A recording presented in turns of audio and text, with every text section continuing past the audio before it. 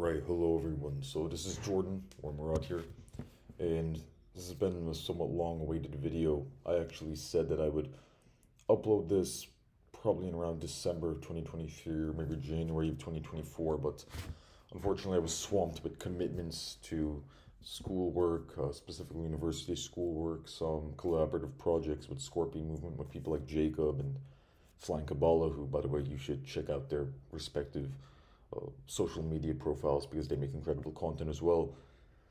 But I wanted to get around to uploading this video, which is going to be just a very comprehensive, detailed, thorough, and hopefully enjoyable or illuminating in some way analysis of this book, this great book by the Iranian philosopher, writer, thinker, just creative genius Reza Negarestani.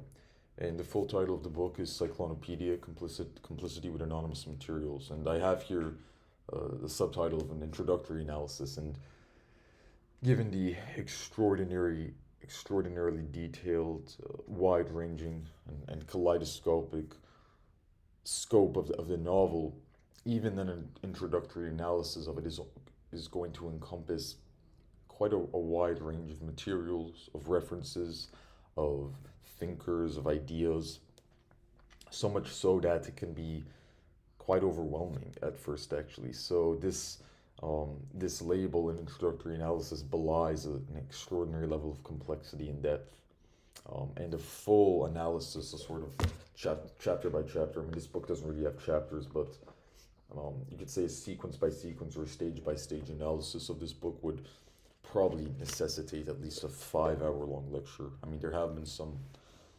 academic papers written about the book, although unfortunately far too little in my view. There's still few and far between, and many people online have taken to theorizing about the book and discussing it, speculating about it. But there haven't been too many sort of full-length videos, at least not on YouTube or on these more mainstream online platforms dedicated solely to discussing this book. There was an academic, actually, symposium. Sorry about that if you heard this noise, it was just my desk. But anyways, there was an academic symposium that was actually dedicated to this book. I forgot the exact year in which it was held. But other than that, not too much scholarship on it. I think maybe because of how just insanely esoteric and sort of obscure the tone of the book is, its themes. I mean, it's just really absolutely fascinating how Negarestani links together so many seemingly disparate threads into a fairly cohesive, if not disturbingly so, whole, essentially. But enough with the sort of vague descriptions. Let's dive into the specifics of the book. What is this about? Who is Reza Negarestani beyond those appellations that are bestowed upon him? Let's get into it. So, I think an appropriate place to start with an analysis of this book is the description, which is quite dense, but I'll go ahead and read it anyways. At once a horror fiction, a work of speculative theology, an atlas of demonology, a political samizdat, and a philosophic grimoire, Cyclonopedia is a work of theory fiction on the Middle East, where horror is restlessly heaped upon horror. Reza Negarestani bridges the appalling vistas of contemporary world politics and the war on terror with the archaeologies of the Middle East and the natural history of the earth itself. Cyclonopedia is a Middle Eastern odyssey, populated by archaeologists, jihadis, oil smugglers, Delta Force officers, heresiarchs, corpses of ancient gods, and other puppets. The journey to the underworld begins with petroleum basins and the rotting sun, continuing along the tentacle pipelines of oil, and at last unfolding in the desert, where monotheism meets the earth's tarry dreams of insurrection against the sun. The Middle East is a sentient entity. It is alive, concludes renegade Iranian archaeologist Dr. Hamid Parsani, before disappearing under mysterious circumstances.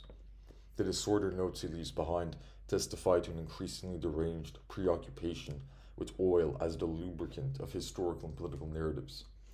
A young American woman arrives in Istanbul to meet a pseudonymous online acquaintance who never arrives. Discovering a strange manuscript in her hotel room, she follows up its cryptic clues only to discover more plot holes, and begins to wonder whether her friend was a fictional quantity all along. Meanwhile, as the war on terror escalates, the US is dragged into an asymmetrical engagement with occult cultures whose principles are ancient, obscure, and saturated in oil. It is as if war itself is feeding upon the war machines, leveling cities into the desert, seducing the aggressors into the dark heart of oil. So quite a compelling and certainly an ominous description, if not a bit convoluted. But I think its convoluted nature is actually quite befitting of the contents of the book. So that's not really a problem at all. Alternatively, we have Nick Land's description. Now, Nick Land was a British philosopher. Well, he's still alive today. I think he's in his 60s, but ever since he moved to Shanghai, I'd say that the output, the rate at which he produces, philosophical and creative works has significantly declined, and he's sort of a more restive figure now, just content to, post on Twitter or X or whatever it's called nowadays. And so as a result, his intellectual output's not quite as exciting.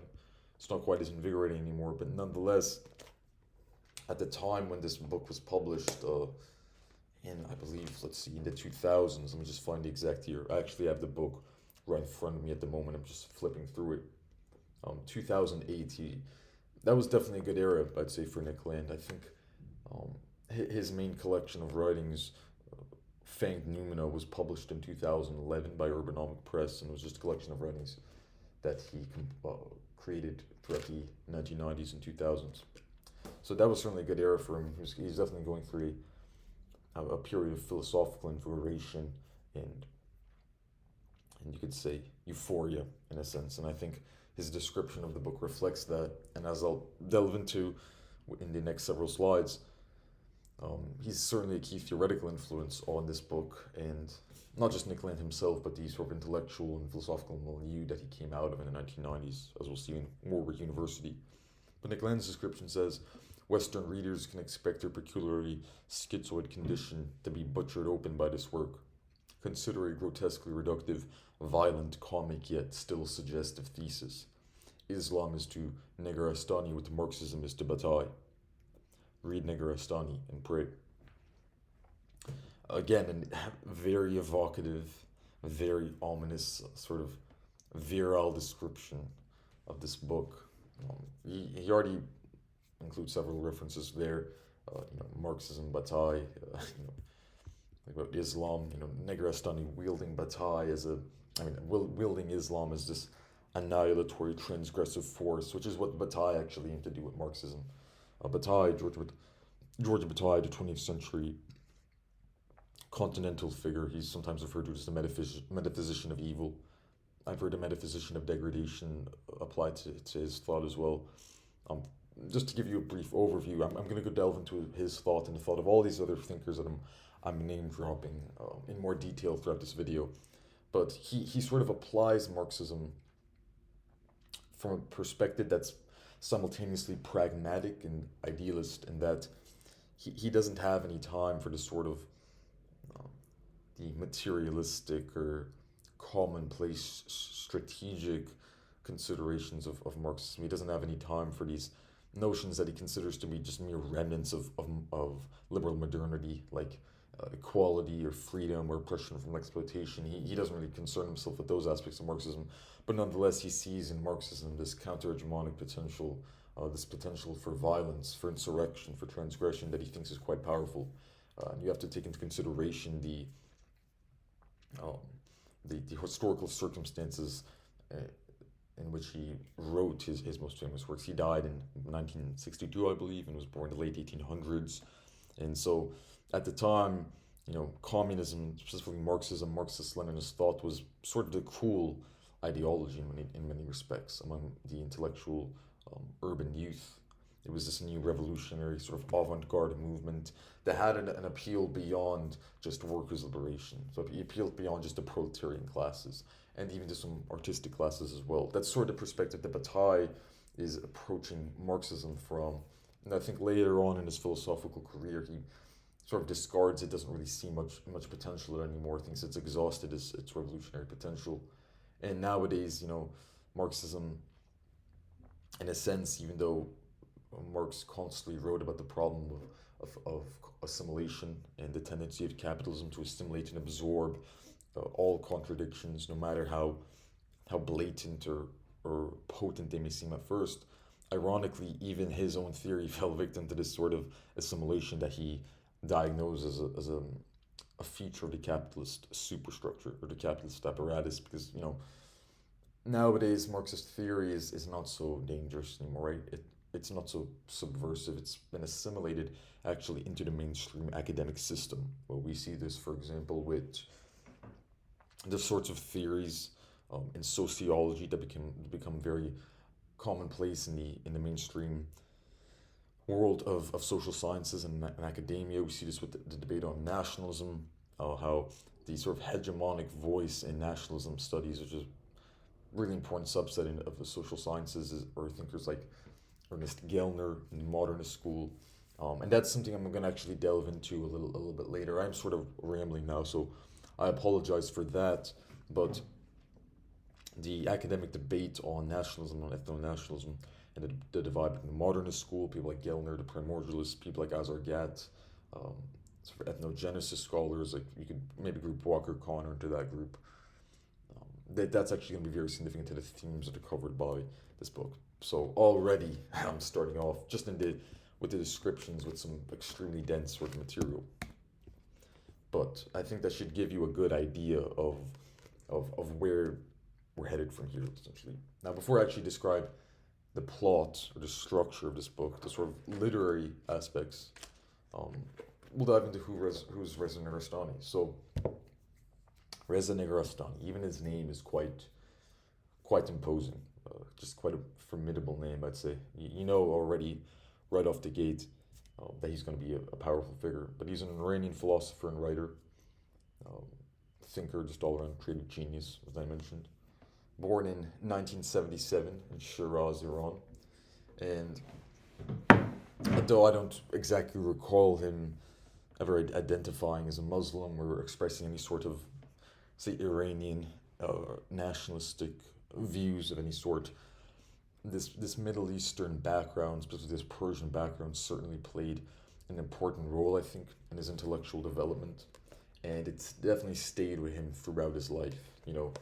This work, Cyclonopedia, I'm just going to focus on this as a microcosm of his broader philosophical project, is alternatively labeled as a philosophy book, horror book, theory, fiction, speculative theology. I mean, we saw the various descriptions provided for us in the publisher's delineation of the book, but there's a common thread throughout all these seemingly disparate genres and themes, and that certainly is just the idea of the Middle East, and everything that we associate with the Middle East. Things like Islam, terrorism, oil, jihadism, sort of radical ideologies, radical extremist thoughts.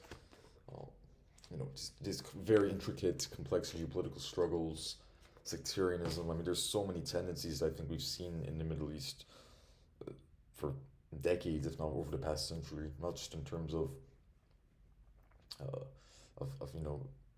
in the political realm, but in the cultural realm, the philosophical realm, the realm of, feels like intellectual history.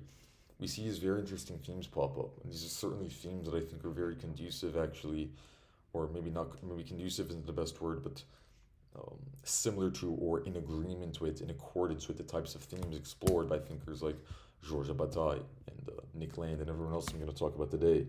So, in a sense, we can think of the project that Negarestani forms and expounds upon throughout his entire life as sort of aiming ultimately to create a philosophy of the Middle East.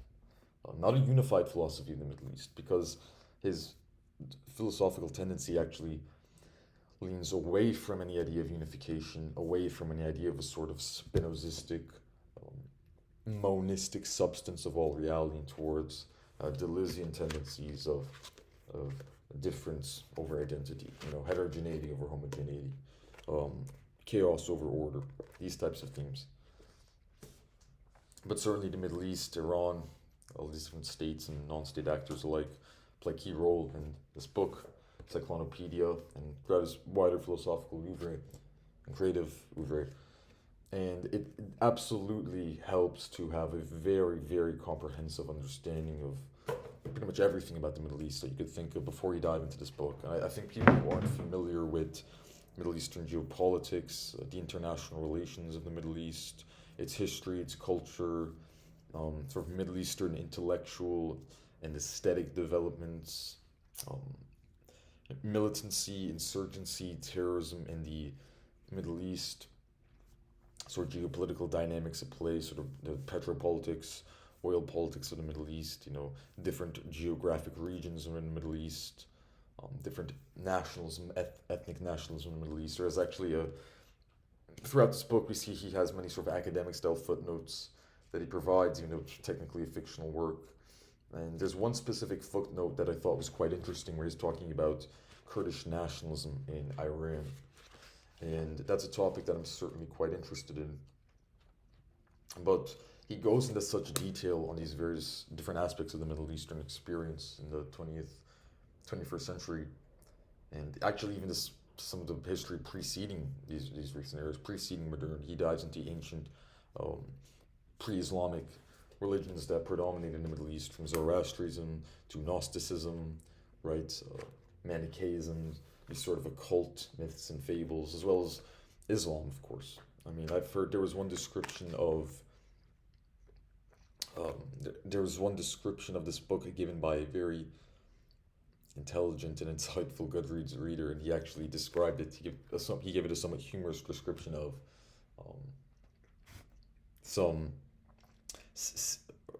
a book of Islamic mysticism written by a philosophical schizophrenic or something along those lines. And in this case, if my audience is familiar with the idea of Gilles Deleuze, the French post-structuralist philosopher of the 20th century who Negarestani was heavily influenced by and who borrows from heavily throughout this book, that calling this book schizophrenic is actually not supposed to be a pejorative term.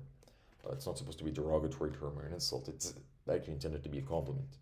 We get this idea of schizoanalysis from Deleuze that Negarestani borrows and actually turns into a sort of geopolitical concept where he writes about schizostrategy or schizotragy. It's a tongue twister, absolutely, but schizostrategy, essentially. It's a sort of a new term that a new Deleuzian term that he pioneers in this book and applies it to the realms of geopolitics, of military theory, of warfare. I mean, you really need encyclopedic knowledge of everything that I described, or near encyclopedic knowledge, to sort of understand what this book is getting at. I mean, you need to know a lot about military theory, military warfare. That would be something to read up upon. Everything about the Middle East that I mentioned, everything about Islam. Have to have a good background in the Abrahamic religions and continental philosophy. I mean, obviously geopolitics, international relations, right? Militancy, terrorism. Luckily, these are all subjects that I've been researching since I was about 8 years old.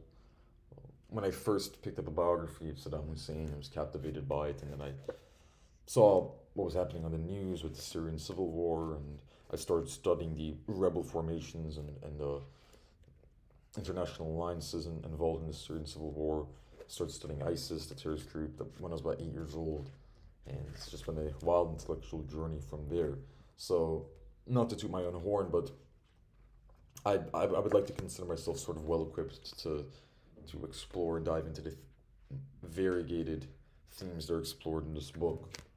And obviously, my interest in these topics predisposed me to even want to get into this book in the first place. So that was another sort of tangent, but I think it's very necessary. And these types of tangents actually align very well with the sort of broader project of the book, the intention of the book, which is to overwhelm the reader. A key theme in this book is war, death, destruction, degradation, chaos. And so those themes are actually mirrored in not only the book's style, which is very dense, very fragmented and intricate and asymmetrical, and prone to rambling and sort of these schizophrenic excursions, if you will. That's not just for the intention of overcomplicating the book or making it seem smarter than it is or adding some avant-garde quality. It certainly is an avant-gardist work, and it bears many similarities to postmodern literature of the 20th century with writers like Thomas Pynchon, David Foster Wallace, Roberto Bolaño. It is absolutely avant-garde in nature, but it's not avant-garde for the sake of being avant-garde. The reason that the book is so dense and intricate, so sort of chaotic in structure, is to mirror what it's like to be in war, to be in the battlefield, to be associated with sort of these different underground or counter-hegemonic or subversive groups, not just military groups or militant groups. But what Negarestani actually does in this book, which I think is so brilliant, is he manages to subsume all of these different ideas in just human experiences that sort of belong to the fringes of society, to the margins, the demi-monde of human experience. He subsumes them all under sort of philosophical category. And so using this approach, he can unite everything from Middle Eastern armed insurgency and militancy, to experimental films. We'll actually see as I delve into the analysis of the book, we'll see that he actually borrows from the French New Extremity movement. And for those of you who don't know, I'll delve into this in more detail later on. The French New Extremity movement is actually, or was actually, sort of died out, dissipated. It's not really a prominent movement anymore. It was a avant-garde, sort of art house film movement that exploded through in the art house film scene in France and some other European countries as well throughout the 1990s, 2000s, maybe even the 2010s. I'll go into some of those films and the specific directors and films that Negarestani draws upon in this book, but he unites that project, those types of artistic projects, with a seemingly disparate, seemingly unrelated concept of Middle Eastern terrorism, of insurgency, of war, and militancy. And he shows that they derive from the same sort of metaphysical essence. And this is what he means when he's trying to create a philosophy of the Middle East. And then he'll bolster this sort of philosophical project with some tropes. Maybe it's not ideal to call them tropes, but with some common ideas and motifs that we see from sort of Lovecraftian horror about the conspiracy world. The idea that oil is actually a sentient entity that manipulates the course of human affairs. I think most people have latched onto that fictional aspect of the book far too heavily. That's not really what he's trying to get at here, and that's not really the key driver of the book. The actual driver of the book, and what he's really hinting at, the underlying theme, is this philosophy of the Middle East. That the Middle East is this sort of haven of transgression. It's a sort of everything that happens in the Middle East is related to the fight against modernity. Essentially, he identifies that as the essence, the philosophical essence of art, of terrorism, of war, these other developments that we see concentrated in the Middle East. So, all right, no, let's stick to this slide. So obviously, his Iranian background is extremely important, and now he first rose to prominence, as I write here, as a luminary of the intellectual, cultural, and philosophical milieu that emerged out of Warwick University in the 1990s. That's where Nick Land comes into play. Now, I could also go into a lot of details surrounding Nick Land, the CCRU, but I believe the CCRU is short for the Cybernetic Research. Research Institute, Research Collective. You wouldn't really be able to discern that just from the acronym, but the individuals who are involved with the CCRU certainly like to maintain a very mysterious atmosphere in their projects, and they always wanted to confuse and sort of confound people, so they would never give it just a clear abbreviation or acronym that perfectly corresponded to their actual name. That's very much in accordance with their project. And figures like Nick Land, Mark Fisher, Sadie Plant. So what was the CCRU, and what was going on in Warwick University in the 1990s? Well, it's quite a long story, but to provide a somewhat condensed explanation, you have to understand that in the 20th century, there was this divergence. I'm going to explain this divergence in a little bit greater detail the next couple of slides. I think I talk about it in more detail in this slide.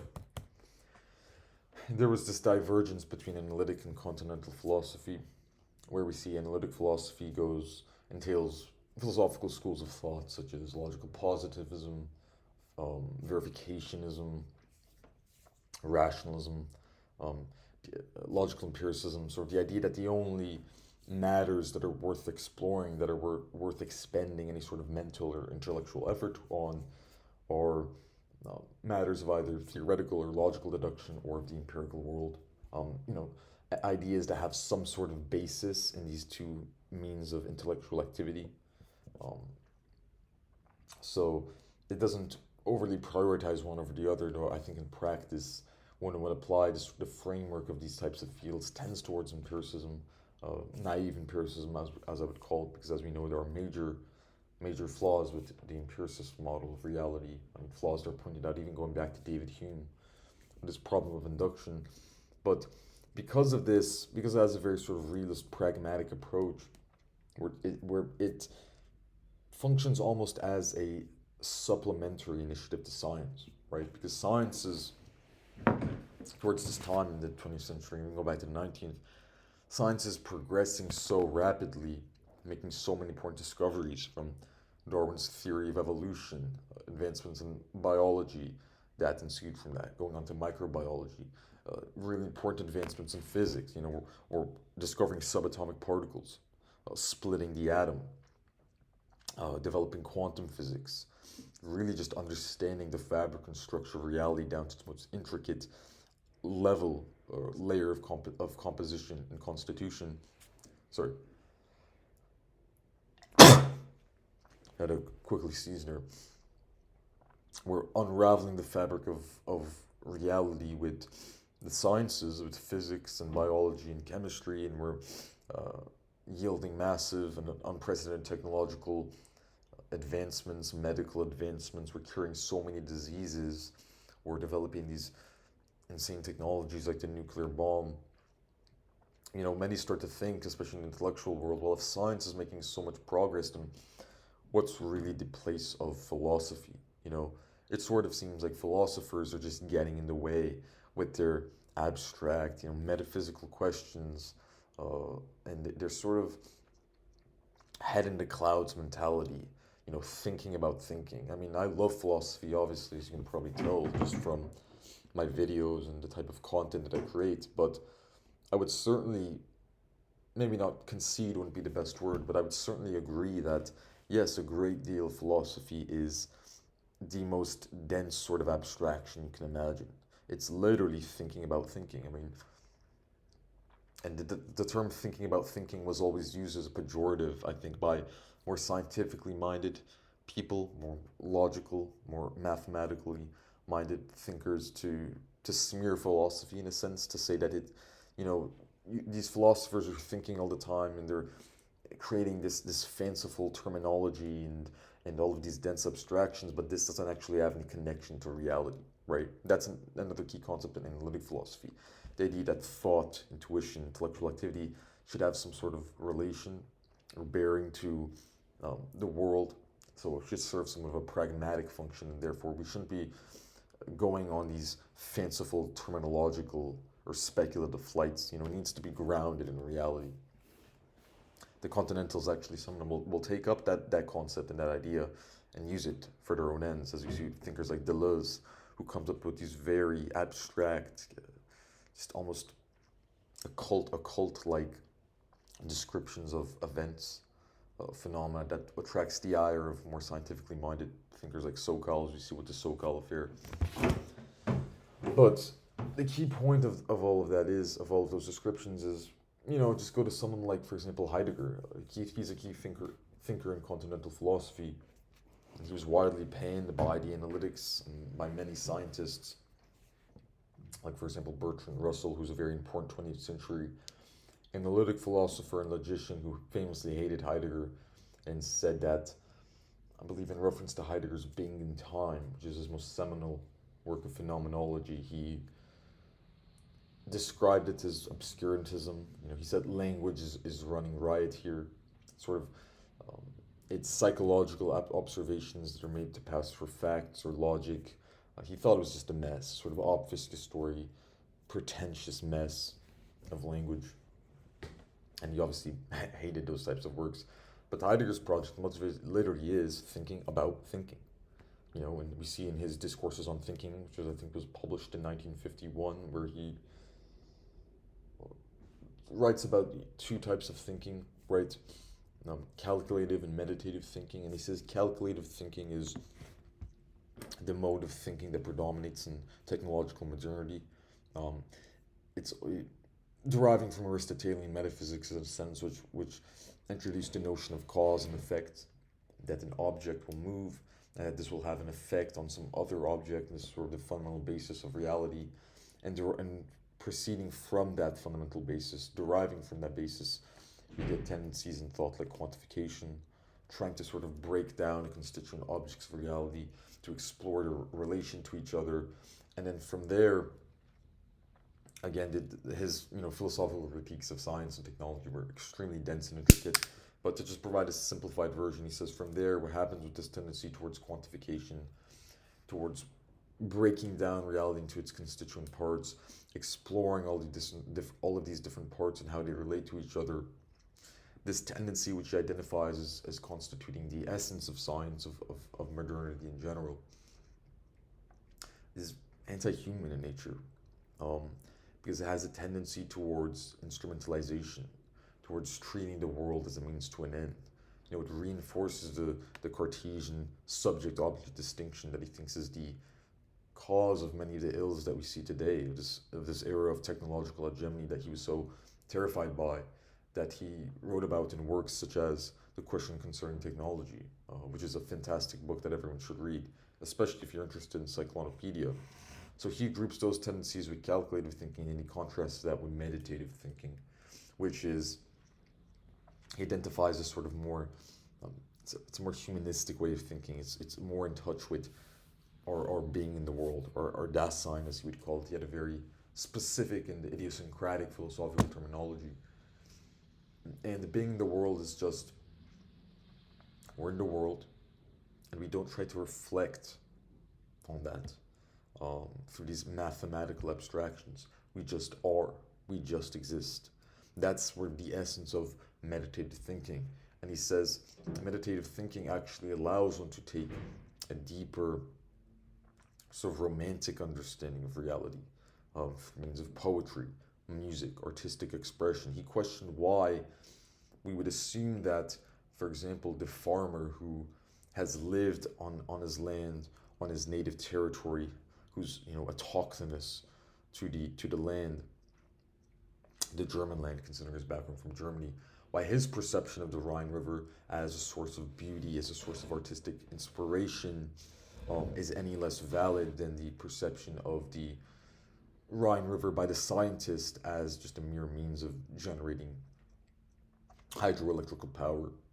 And so it was this sort of distinction between instrumentalization and calculative thinking on the one hand, with its tendencies towards quantification and bureaucracy that he really identifies as the core of modernity, and meditative thinking with its tendencies towards introspection, towards just sort of being in the world, Dasein, not really trying to dissect the constituent parts of the world, which he identified as a more natural tendency of human thought. It's this distinction that is at the core of his philosophy and his entire philosophical project. And you might be wondering, well, did we really need to get into this long sort of explanation of Heideggerian philosophy? How is that relevant to this book, Cyclonopedia? Because inevitably, everyone always wants to circle back to the book. Well, I think we'll see that that's extremely important, because that distinction that Heidegger provides for us in Discourses on Thinking and throughout other books that he wrote, like Being and Time, The Question Concerning Technology, Introduction to Metaphysics, etc., etc. Those are some of Heidegger's most important philosophical works. That distinction is extremely important because this entire book, in my view, I haven't seen many people talk about this. They sort of focus on the horror or the fictional aspects, which I think are somewhat banal, not that interesting. But my unique perspective of this book concerns itself with the fact that I think that Cyclonopedia is an attack on the sort of rationalist, calculative mode of thinking. It's used a Heideggerian terminology that is just so hegemonic in the social sciences and academia, just literally in everyday life. I mean, we're all living under this type of this system of, the reign of quantity, as Guénon would, René Guénon, who's a similar sort of thinker, who actually influenced Georges Bataille, by the way. There's a good book on that topic called, there's an obscure French book that has literally no English translation whatsoever. I don't even remember how I found it, but it's called René Guénon and Georges Bataille, and it seems like a really interesting book by an obscure French author. So if you don't understand French, good luck with that, but you can get someone to translate it for you. But I'll link to that book and any other external materials that I reference in the comments, in the comment section below, and also in the description box below, if you're interested, below the video. But we're all living in this reign of quantity. We're all living in this era of calculative thinking. And this book is really an attack on that. It wants to reinforce not just anti-rational, but irrational aspects of human existence. The tendencies towards chaos, towards passion, towards the romantic. These ideas that can't be quantified, that can't be reduced to the realm of cause and effect, that sort of had a metaphysical basis. Negarestani identifies these as being at the core of Middle Eastern militancy, of Middle Eastern insurgency, of Middle Eastern intellectual and artistic activity, which I'm going to dive into in more detail throughout this lecture, and of every sort of reactionary, but not in the far right sense, but in the literal sense of reacting against reactionary tendency against modernity. That's what he's trying to get at with this book. And for those of you who would say, well, how is that really relevant? I mean, haven't we transcended beyond modernity? This is something a lot of people, I think, erroneously believe, and a great deal of this erroneous belief is because of terminological confusions. But I don't think that we've actually transcended modernity. And I think the notion that we've entered some sort of postmodern phase is again, it's erroneous, and it's based on terminological confusion because it confuses the postmodernist school of thought, which is about critiquing modernity in a sense, more so than I'd say moving beyond it. Because if you look at a lot of big postmodern thinkers like Deleuze, who I mentioned, Baudrillard, Foucault, it's dominated by French thinkers who actually were influenced by people like Bataille and Heidegger. If you look at those thinkers, they're much more focused on critiquing, attacking, dissecting, analyzing modernity than coming up with a roadmap for how to move beyond it. The reason that people think we've entered post-modernity is because they're confusing the critiques of modernity made by postmodernist scholars with some sort of objective description of a current stage of reality as postmodern. But that's not the case. The postmodernists were postmodern, and they fact that in the very fact that they diagnosed our current condition as modernity. And yes, there's some variations, some scholars come up with different terms. They divide modernity into early modernity, into high modernity, into late modernity. You see theorists like the Polish sociologist Zygmunt Bauman, who's actually a big influence on me. He comes up with his idea of liquid modernity, which emphasizes the nature of globalization and interconnectedness, the disillusion of national borders as being central to the project of late modernity. But the term that I like to use to describe man's current state, I'm speaking of mankind, humankind here. It has obviously ecological and environmental implications as well due to the reign of technology. I like to describe it as late modernity. I think that this is something Negarestani would agree with me on. Admittedly, I'm not too in touch with Negarestani's most recent philosophical works. I mean, the range of topics and themes that he's covered since publishing this book in 2000. Let's see again. I'm sorry that I forgot the date, but in 2008, have certainly shifted quite dramatically, as I note here. He went through various philosophical phases, but he's now arrived at a kind of a sort of modern Platonism, contemporary Platonism. He's a very rationalistic philosopher. He writes papers on logical positivism and philosophy of mind with people like Carnap and who's the other guy? Graham Harman. So very, very different type of thinker now. But I think in this era, this sort of renegade, insurrectionary era of his thought, he would certainly agree with me that we are in an era that can be accurately characterized as late modernity. In the sense that the seeds of this era of late modernity were I believe, sown going back all the way to the scientific revolution and the breakthroughs of thinkers like Newton and Galileo,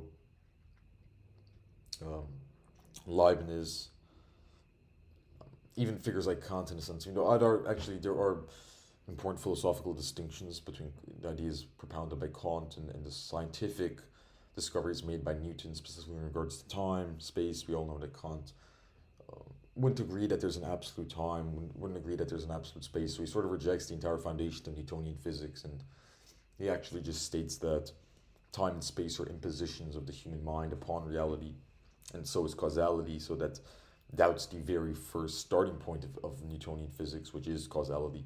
And interestingly enough, vindicating Negarestani's project, but also Kant's, recent developments in physics, like with quantum physics, quantum indeterminacy, etc., and so on and so forth, actually have vindicated the philosophers of the period and the later continental philosophers, not the scientists, not Newton, because we now know that time is not actually linear.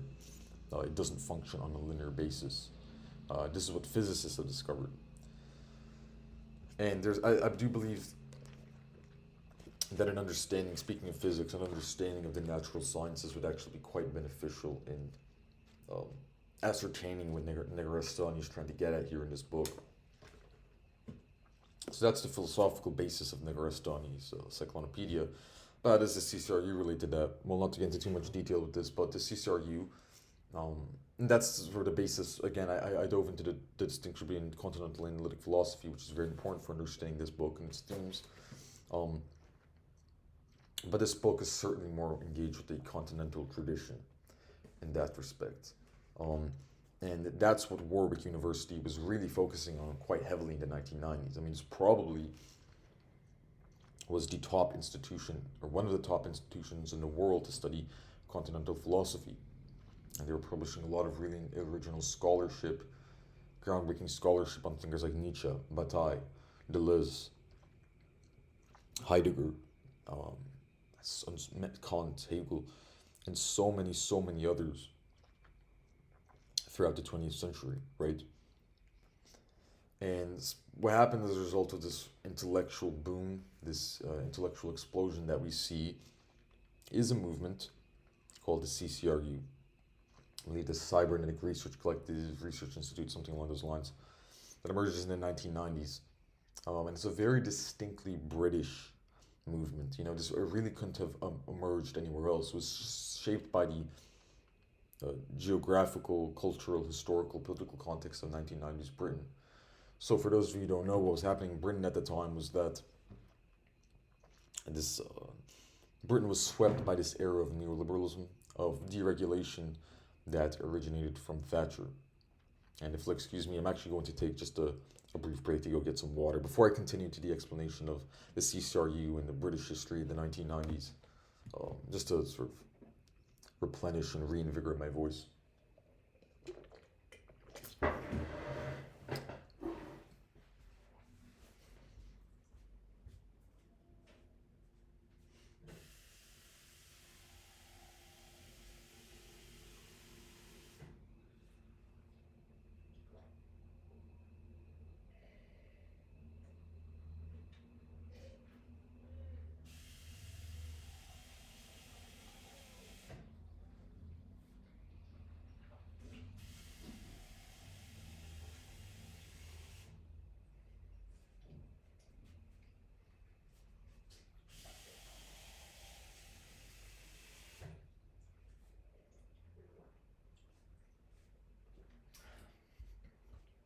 All right. Apologies for the sort of gap in my lecture. As you can see, I think we're probably already about 20-30 minutes in. I haven't been keeping exact track of the time, and we're already covering some extremely dense material, and we're only on the third slide. So I might actually split this video into two just because how long it is and how much material there is to cover. But we had this program of deregulation of neoliberalism under Thatcher. She infamously aimed to privatize Britain's railway system, to get rid of labor laws, not completely axe labor laws, but certainly to axe many of them, to axe much of the red carpet laws surrounding economic relations in Britain at the time. This was part of a concomitant with a broader project, I think, in the Western world that we see embodied in the policies of people like Ronald Reagan, who also initiated a program of deregulation in the United States. He thought that excessive government intervention in the economy was really hampering the ability of businesses to properly function. It was hampering the sort of flow of the invisible hand, to use Adam Smith's terminology, of the free market capitalist system that people like Thatcher and Reagan and also Pinochet in Chile, who was actually came to power as a result of a CIA-backed coup on September 11th, 1973, also implemented in a similar fashion. And with this in mind, nowadays neoliberalism is sort of this buzzword or this smear, pejorative smear term among people on both the left and the right who have become very discontented, disillusioned with the crisis of late modernity that we see are so endemic to Western societies nowadays. And I would certainly agree with those thinkers. I'm not a fan of neoliberalism, not a fan of liberal capitalism. I'll put out my ideological and philosophical biases out there, just to get that out of the way. So at the time, but we have to understand that at the time, because of how new this sort of project of neoliberalism and deregulation was, there was something interesting about it, even for thinkers and individuals who belong to philosophical schools that you'd think normally would be quite opposed to it, right? After all, it's such a continental heavy department like Warwick in the 1990s, you'd expect that they would generally be opposed to Thatcherian neoliberalism, right? I mean, a great deal of continental philosophy in the 20th century is just really counteracting capitalism. It's aimed to critique capitalist modernity. I mean, that's what postmodernism is all about, moving beyond modernity. That's just evidenced by the very name postmodernism, evidently. And post-structuralism had similar tendencies as well. But these thinkers, despite their backgrounds, actually saw in Thatcherian deregulation and neoliberalism the destruction of sort of old orders. They saw this great creative and transformative potential, right? We can think of the imagery of the phoenix, this great bird rising from the ashes. So they knew obviously that there would be some death, destruction, some suffering along the way in the short term, but they thought that this could give way to a rejuvenated future, a more exciting future ahead. And the reason for this is because the tendency of capitalism as identified by a thinker like Deleuze is towards deterritorialization. What he means by that is that it dissolves, it breaks apart, it deconstructs earlier social, political, and cultural relations that may have been very strongly enshrined in the past because they're simply not profitable for the capitalist apparatus, right? We know that the profit motive is really the driving factor behind capitalism, and any sort of capitalistic analysis of any phenomenon, any economic analysis from the lens of orthodox economics, which is dominant in academia today, will identify human beings and institutions as profit maximizing actors. That the goal of really any sort of activities is to maximize utility and profit. And that would definitely be indicative or at least derivatory of this sort of quantitative thinking that many continental thinkers would despise so vehemently. But at the same time, there is some liberatory, deterritorializing potential in this type of thinking, in these types of activities, because, if you have, for example, a traditional institution like feudalism, like monarchy, like, I don't know, some sort of ethnic nationalism that's rooted in the soil, as Heidegger would talk about, would write of. These tendencies can't really be reconciled with capitalism, right? They'll inevitably be dissolved because they're characterized by sort of particularity, heterogeneity. They're rooted in a particular tradition that is not universal, but is particular. This universal particular dichotomy is what identifies being at the core of late modernity, by the way. And because of that,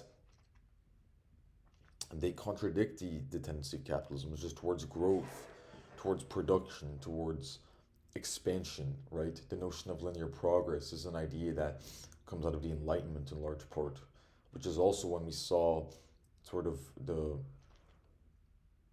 emergence, or at least the ascendancy of this capitalist system of liberal capitalism. I think there was like Adam Smith and the Scottish Enlightenment and David Ricardo and so on and so forth. But with that, though, with this type of destruction and deterritorialization, there was thought that we could almost have this sort of.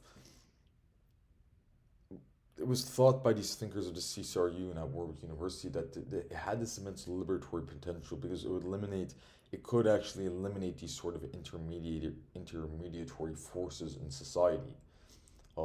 Even though capitalism generally exists to reinforce a bureaucracy, or at the very least underlies a bureaucratic structure in society, at least most theorists, most critical theorists would subscribe to such a view. At the same time, it does put people on a more equal playing field when you think about it, or at least that was what was thought of by the members of the CCRU, right? Because they saw that, well, if traditional social forms were being dissolved, and the things like the internet. Recall in the 1990s, the internet was something that many people were really looking forward to. That was the new sort of dramatic, revolutionary shift in human society, the equivalent to artificial intelligence nowadays. It was thought that there was a lot of optimism about the internet, about technological progress, even among people that you normally expect to be quite critical of those factors, like the members of the CCRU, because they saw this as a force that would put people on a more equal playing field, that would get rid of bureaucracy, of the intermediatory forces in society, because if we have the internet and we have this system of the mass proliferation of information, then no longer will facts, concepts, theories, and thinkers be guarded by the hollowed gates of academia, by this very sort of marginal, self-referential bureaucratic system of academia that always toots its own horn and at the same time tries to position itself as superior to the slovenly sort of puerile masses. They thought that system wouldn't really exist anymore. Or at the very least, these traditional barriers and gatekeepers would actually be dissolved, and then from there we can see truly revolutionary and creative thinkers emerge that we otherwise wouldn't have seen emerge in the past, simply due to unfortunate circumstances of their living conditions and their birth that were completely outside of their control. As Heidegger would say, were thrown into the world, and these people were thrown into the world in the past, in which, because of this phenomenon of gatekeeping and bureaucracy, could have been very difficult for them to rise in the ranks of intellectual and cultural life. But it was thought that the internet would dissolve these chains, dissolve these boundaries. And on the other side of things, we get the idea of accelerationism, which is now sort of a buzzword. 10 different people will give you 10 different definitions of accelerationism. It never really seems to be anything that people can come to a unanimous consensus on. But at the time, the definition that was used by the CCRU was quite idiosyncratic. They essentially thought that the acceleration of technological progress, of capitalist growth, capitalist expansion, um, would actually heighten class tensions to such a degree that there would inevitably be some sort of collapse, essentially. And that from this collapse, from the ashes of this destruction and wreckage, a better world could potentially emerge. That's going back to the phoenix symbolism, and that's actually an idea that goes back all the way to even orthodox Marxism, right? We see Marx in the 19th century writing on the question of free trade. Because at the time, the institution of British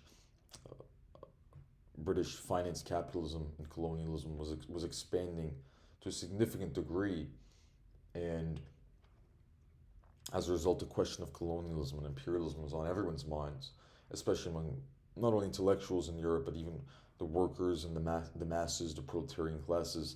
And so Marx felt a lot of pressure, a lot of exigency to write something on the topic of free trade. And so he wrote this essay on the question of free trade. And most people, at a glance, would expect him to denounce free trade as some sort of engine of capitalist expansion, but he actually promotes it. He promotes free trade, he endorses it, because he thinks that if we accelerate the process of free trade,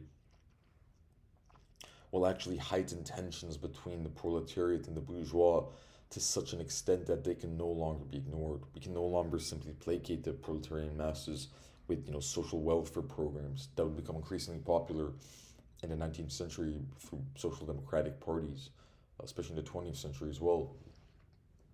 These tensions would be heightened and intensified to such an extent that the class war, the violent revolutionary class struggle, would be hastened and would inevitably arise. So he thought the faster the free trade process grows, the better, essentially, to bring about the class struggle. So these accelerationist ideas certainly have a long history in Marxist thought. But Nick Land, in particular, has his own unique take on accelerationism, obviously borrowing in some sense from Marx. I mean, I don't even think, in the long and storied history of human thought, I don't really think it makes sense to try to claim that certain thinkers were only influenced by these thinkers and they detested these other thinkers. And the idea that we can specifically trace the intellectual influences of thinkers in history seems quite erroneous to me, because in a sense, when you think about it, every thinker was influenced by every other thinker. Because even if one reads some ideological or philosophical work that they strongly oppose, it doesn't matter how much you detest or despise or loathe that work. That the very fact that you despise or detest that work means that work has influenced you. It's induced a strong emotional and mental reaction in you. It's gotten you to stop and think for a moment.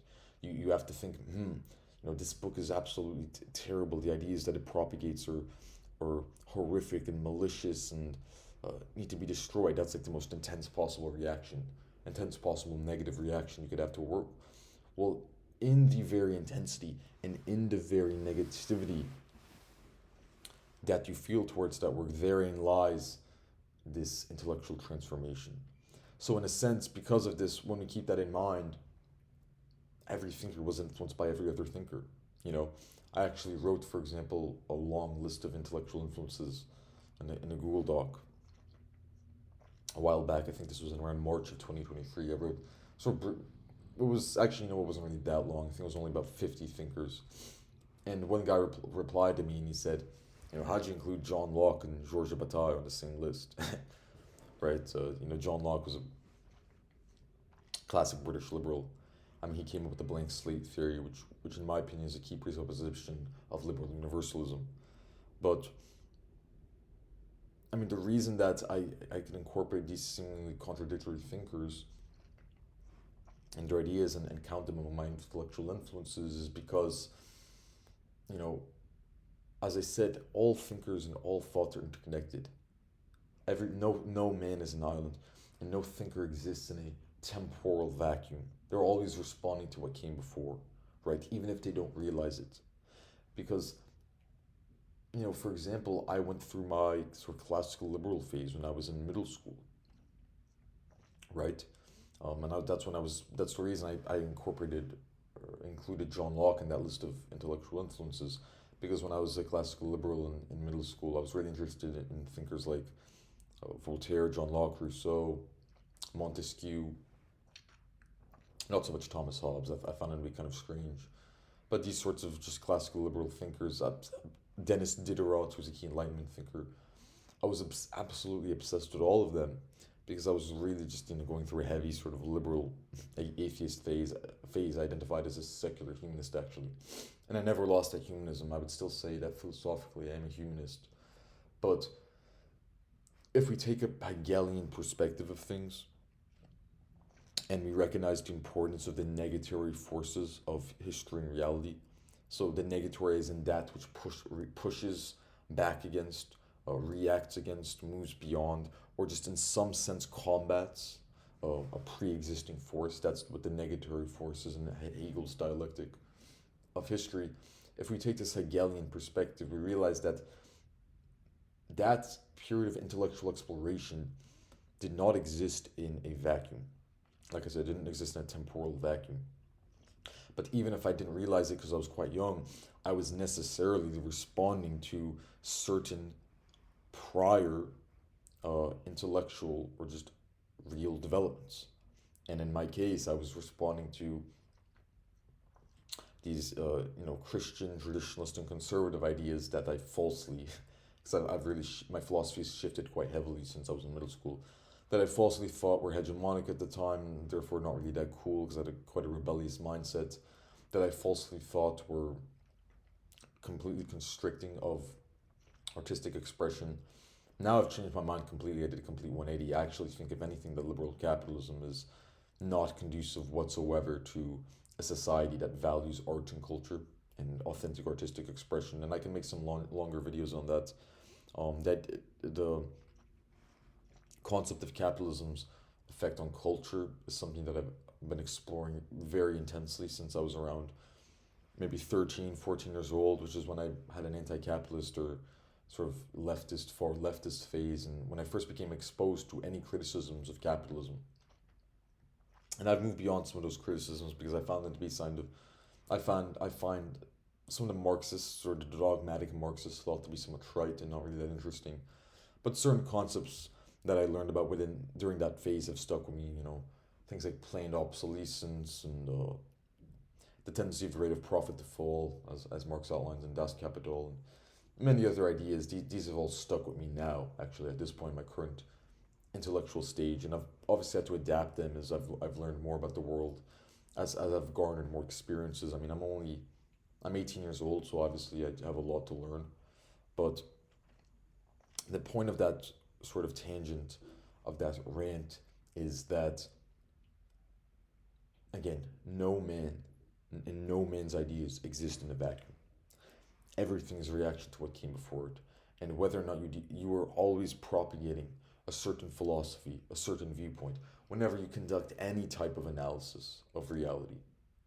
No matter how objective or scientific you think you are being when you conduct, for example, a social scientific experiment, survey, or analysis, embedded in the very bedrock of your analysis are certain philosophical presuppositions about the nature of humanity, about the nature of normativity, so moral claims, good and wrong, truth and evil.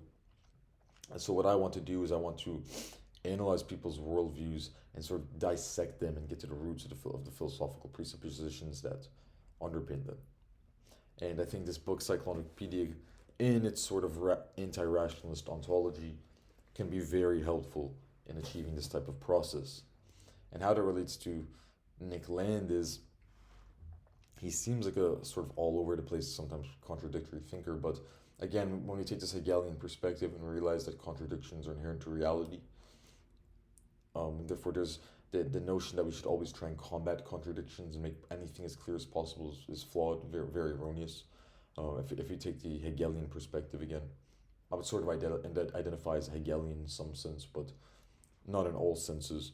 If you take that perspective, these apparent contradictions in Nick Land's philosophy aren't really contradictions at all. So what we see in Nick Land is this anti-humanism, this terroristic misanthropy. He actually writes in Feng Numena, some very, very admittedly disgusting and disturbing statements, promoting drug use, sexual violence, terrorist acts. I think there are even moments in the books. He was definitely high on amphetamines when he was writing the book. Everyone knows that. That's why he went crazy and moved to China in the 2000s, 2010s, I think. So that undoubtedly affected the themes and the style of his writing in Feng Numena. But there are sections in that book where he just outright calls for the reader to go and commit terrorist attacks, which obviously I completely denounce as horrific. But the reason that he's making all those statements aren't just to shock people or to be some edgelord or whatever, but it's actually a part of his broader philosophical project of anti-humanism, of misanthropy, the sort of philosophical pessimism, which I'm going to dive into in this slide with thinkers like Turan and Schopenhauer, who Nick Land was definitely influenced by. Turan, he's actually someone who hasn't received that much attention, I think, from mainstream academic philosophers, even philosophers working in continental philosophy. But he is quite interesting, and Nick Land devoted considerable attention to Emile Turan, Romanian philosopher. But he takes their philosophical pessimism, what he does what is admittedly very interesting, regardless of how disturbing it is. He turns into sort of terroristic ideology. Again, grounded on ideas of Schopenhauer and Turan. And what he means by that is, so he thinks that humans are, he agrees with the liberals, the philosophical liberals, that human beings are, in a sense, disembodied, thrown selves that were constrained by biology, by the circumstances of our birth, or thrownness, as Heidegger would describe it. But instead of trying to overcome these flaws of the human condition, for example, we're not infinitely strong, we're not infinitely intelligent, we have to die, we have to undergo certain natural processes, the aging process. These are sort of aspects of the human condition. But Nick Land detests all of that. He wants to displace humans from the ontological hierarchy. He to give way to some sort of superior being.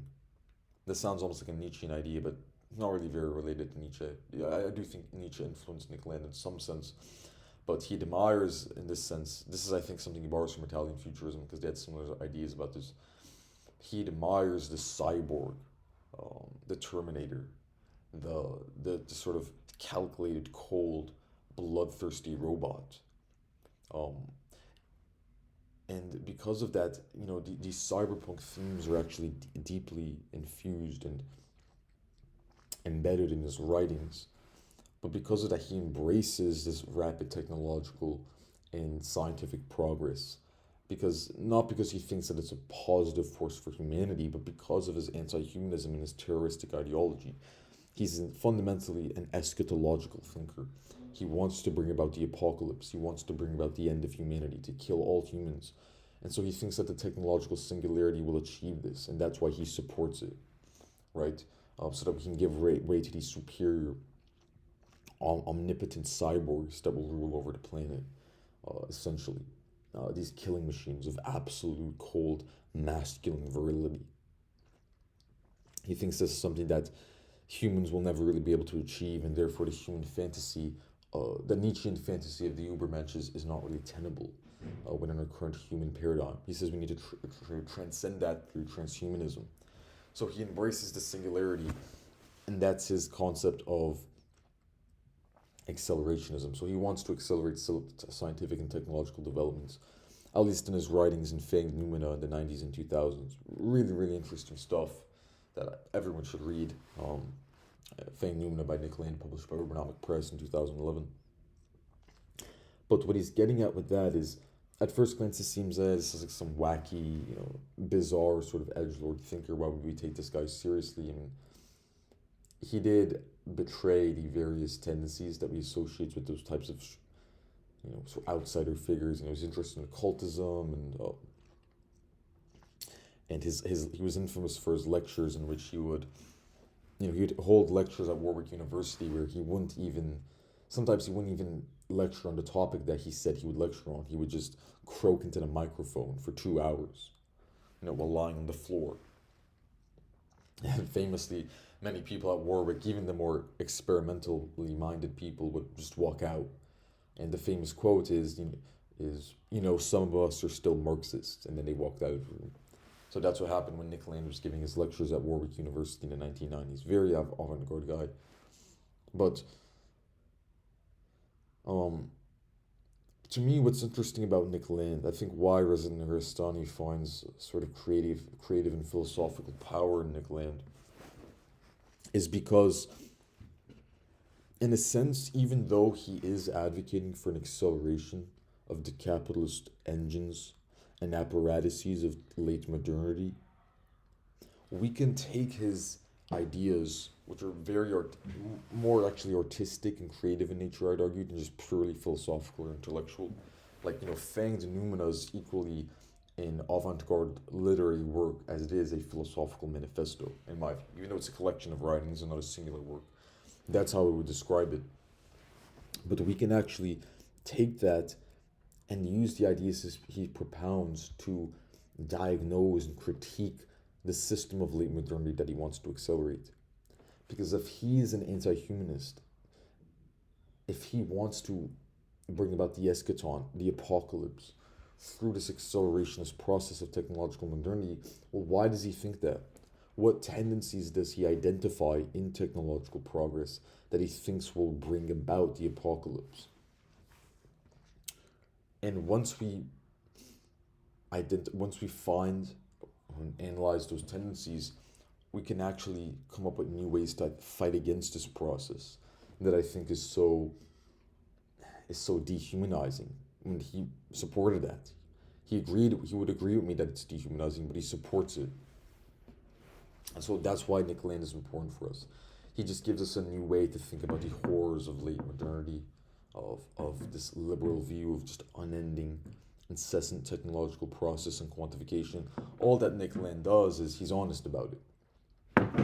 So instead of the people who would say that these processes are a positive, I acknowledge obviously the positive aspects of technological and scientific progress, of course. I'm not some Luddite, not an anarcho-primitivist. I don't think that we should just return to monkey, as some people would say.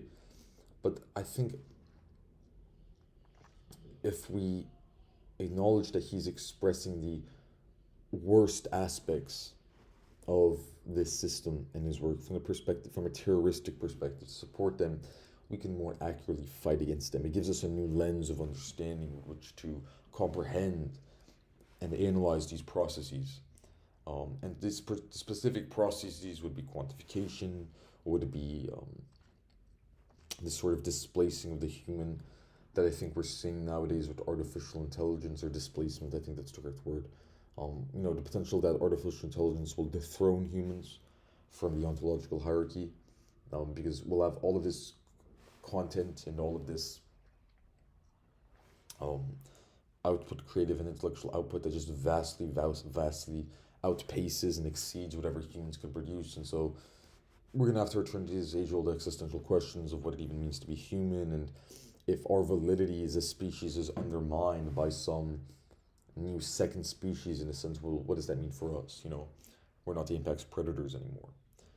So I think Nick Land actually did support the emergence of artificial intelligence and these types of ideas, again, as another sort of anti-human, another instantiation of his anti-human philosophy. So that's Nick Land, and in order, again, to understand why, even how he would emerge or arrive at these ideas in the first place, you have to understand the context of the time. Cyberpunk aesthetics were very popular because the idea of a future dominated by the internet, by instant communication, these systems of the proliferation of information, these technological apparatuses, was actually new at the time. People didn't really know what to expect. And whenever there's a new movement, a new sort of renaissance, people are always, at the very least, excited or intrigued by it, regardless of whether or not they support it, just because of the fact that it's so new. There's this quality there's this vitalistic quality in whatever is new and whatever is sort of avant-garde that I think humanity will always be attracted to. no matter how much this can often be suppressed by people that desperately want to maintain the old guard, or the established hegemony. So that's the that sort of summation of the ideas of Nick Land, at least during his period with the CCRU. And then Mark Fisher also comes out of CCRU. He was simultaneously horrified and intrigued by Nick Land's ideas in regards to matter, because he was a colleague of Nick Land. But his ideas are definitely more along the conventional sort of anti-capitalist intellectual framework. And again, I, in a sense, can envision Nick Land to be an like anti-capitalist thinker, even though he supported capitalism, because his descriptions of the horrors and the tendencies of capitalism are so negative and annihilatory and vile that any anti-capitalist could use it to their advantage. So in a sense, I do consider him to be an anti-capitalist thinker. But Mark Fisher writes Capitalist Realism, publishes that in 2009, says that the key problem of capitalism nowadays is the slow cancellation of the future. It's easier to imagine an end of the world than an end to capitalism. We can't really imagine an alternative future. And this late capitalist system relies heavily upon retrofuturism, sort of continuously and endlessly borrowing cultural expressions and modes of the past, and then plugging them into our current state of affairs or contemporary world, creating this sort of hauntological effect where we're haunted by the ghosts of the past eternally. We can never really escape them. And he thinks the reason that, well, first of all, he thinks this instantiates itself in, for example, this tendency towards nostalgia, retro aesthetics, the recycling of old IPs, old products, old franchises that we see emerge seems like every 2, 3, 4 years nowadays in the late capitalist system. And he says the reason that the key crisis that underlies all of this endless tendency towards nostalgia, this sort of sociocultural tendency that's expressed through various films and TV shows, for example, like Stranger Things. And I know Mark Fisher died in early 2017, so he died before he could really see the apotheosis or the zenith of the popularity that Stranger Things would reach. But the case of Stranger Things certainly applies to his ideas. It's this perfect example of retrofuturism, of the refitting, the obsession with the past, of past modes of cultural expression, because that franchise is, I honestly think it's terrible, but it's really all about 80s nostalgia.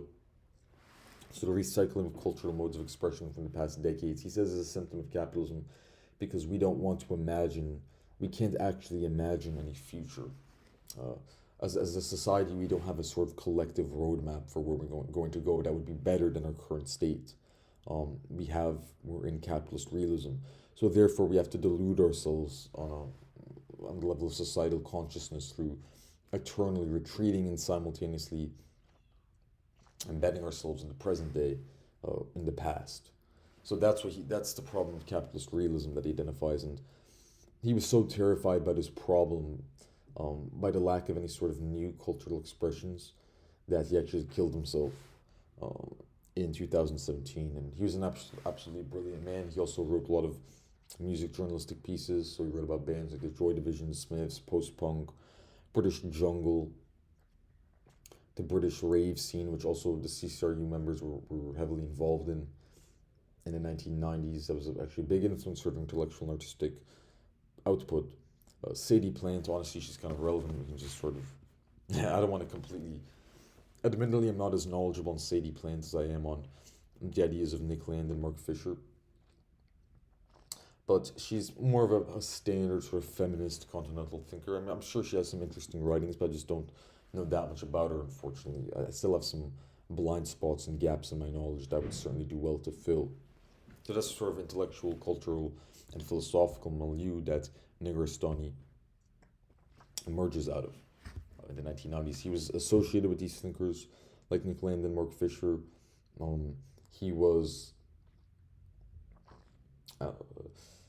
definitely inspired by them, but he obviously went off in his own unique direction. And the fact that he had this sort of Middle Eastern background also set him apart from these Anglo white boys like Nick Land and Mark Fisher, but associate philosophical intellectual schools. So accelerationism, speculative realism, object-oriented ontology. These are different movements that he goes through before arriving at what can be termed rationalist and humanism. So accelerationism, well, I've already given a brief explanation of that, but speculative realism, it's not really as important, I think, for understanding the basis of Cyclonopedia. The object-oriented ontology, I touched on that with Nick Land's ideas. Again, it's about dethroning humanity from occupying the zenith of the ontological hierarchy, and instead saying that when we think of any sort of concept or idea on the most basic level, or we conduct any form of analysis or research, we tend to prioritize the human, assuming that the human is sort of the center nexus, the link of convergence of any sort of interaction or process. But object-oriented ontology seems to dethrone this type of system. And it says, and instead, for example, it will often utilize, the artistic expressions of object-oriented ontology will often seek to explain concepts through the lens of the animal, right? It's animalistic idea. The lens of the wolf, the hunter, these different, not the hunter, the wolf, the lion, the tiger, the spider. They love these carnivorous, sort of menacing animals that humans have long been terrified by. That's a key idea in object-oriented ontology. Another way in which this manifests, which is very relevant to Cyclonopedia, not a prioritization, but a consideration of the natural world, of ecology, of viewing events and processes through the lens not of the human, and these can even be human events that we're talking about, but viewing human events through the lens of the natural world. How would the geological world, the earth, the magma, the rocks, the core of the earth, even the sun to some extent, these celestial bodies, how would these entities in a sense react to human developments? That's another part of the philosophical basis of object-oriented ontology. And we see that expressed in this book a lot when I think Negarestani writes in great detail about the mountainous geography of the Middle East, and how, in a sense, the mountain ranges that we see in the Middle East that are home to these various insurgencies, like, for example, the PKK in southeastern Turkey, which is, for those of you who don't know, southeastern Turkey is a Kurdish majority region of Turkey, and the PKK is a Kurdish militant group that has been waging an armed insurgency against the Turkish government for many decades, going back to the 1970s or maybe the 1980s. The PKK's base of operations is in these dense, very difficult to traverse mountain ranges in southeast Turkey. That's a key feature of Kurdish insurgency, not just in Turkey, but actually throughout the broader Middle East. Right? We see that in Iraq as well. So Iraq's Kurdish population has long been concentrated in the north of the country, and that's in turn divided on a sort of linguistic sub-ethnos basis. You have the Sorani peoples and the Kurmanji peoples. Well, those are just the two dominant dialects of Kurdish. But all of those peoples reside in, for the most part, they're concentrated in Iraqi Kurdistan, which is actually the most mountainous region of Iraq, compared to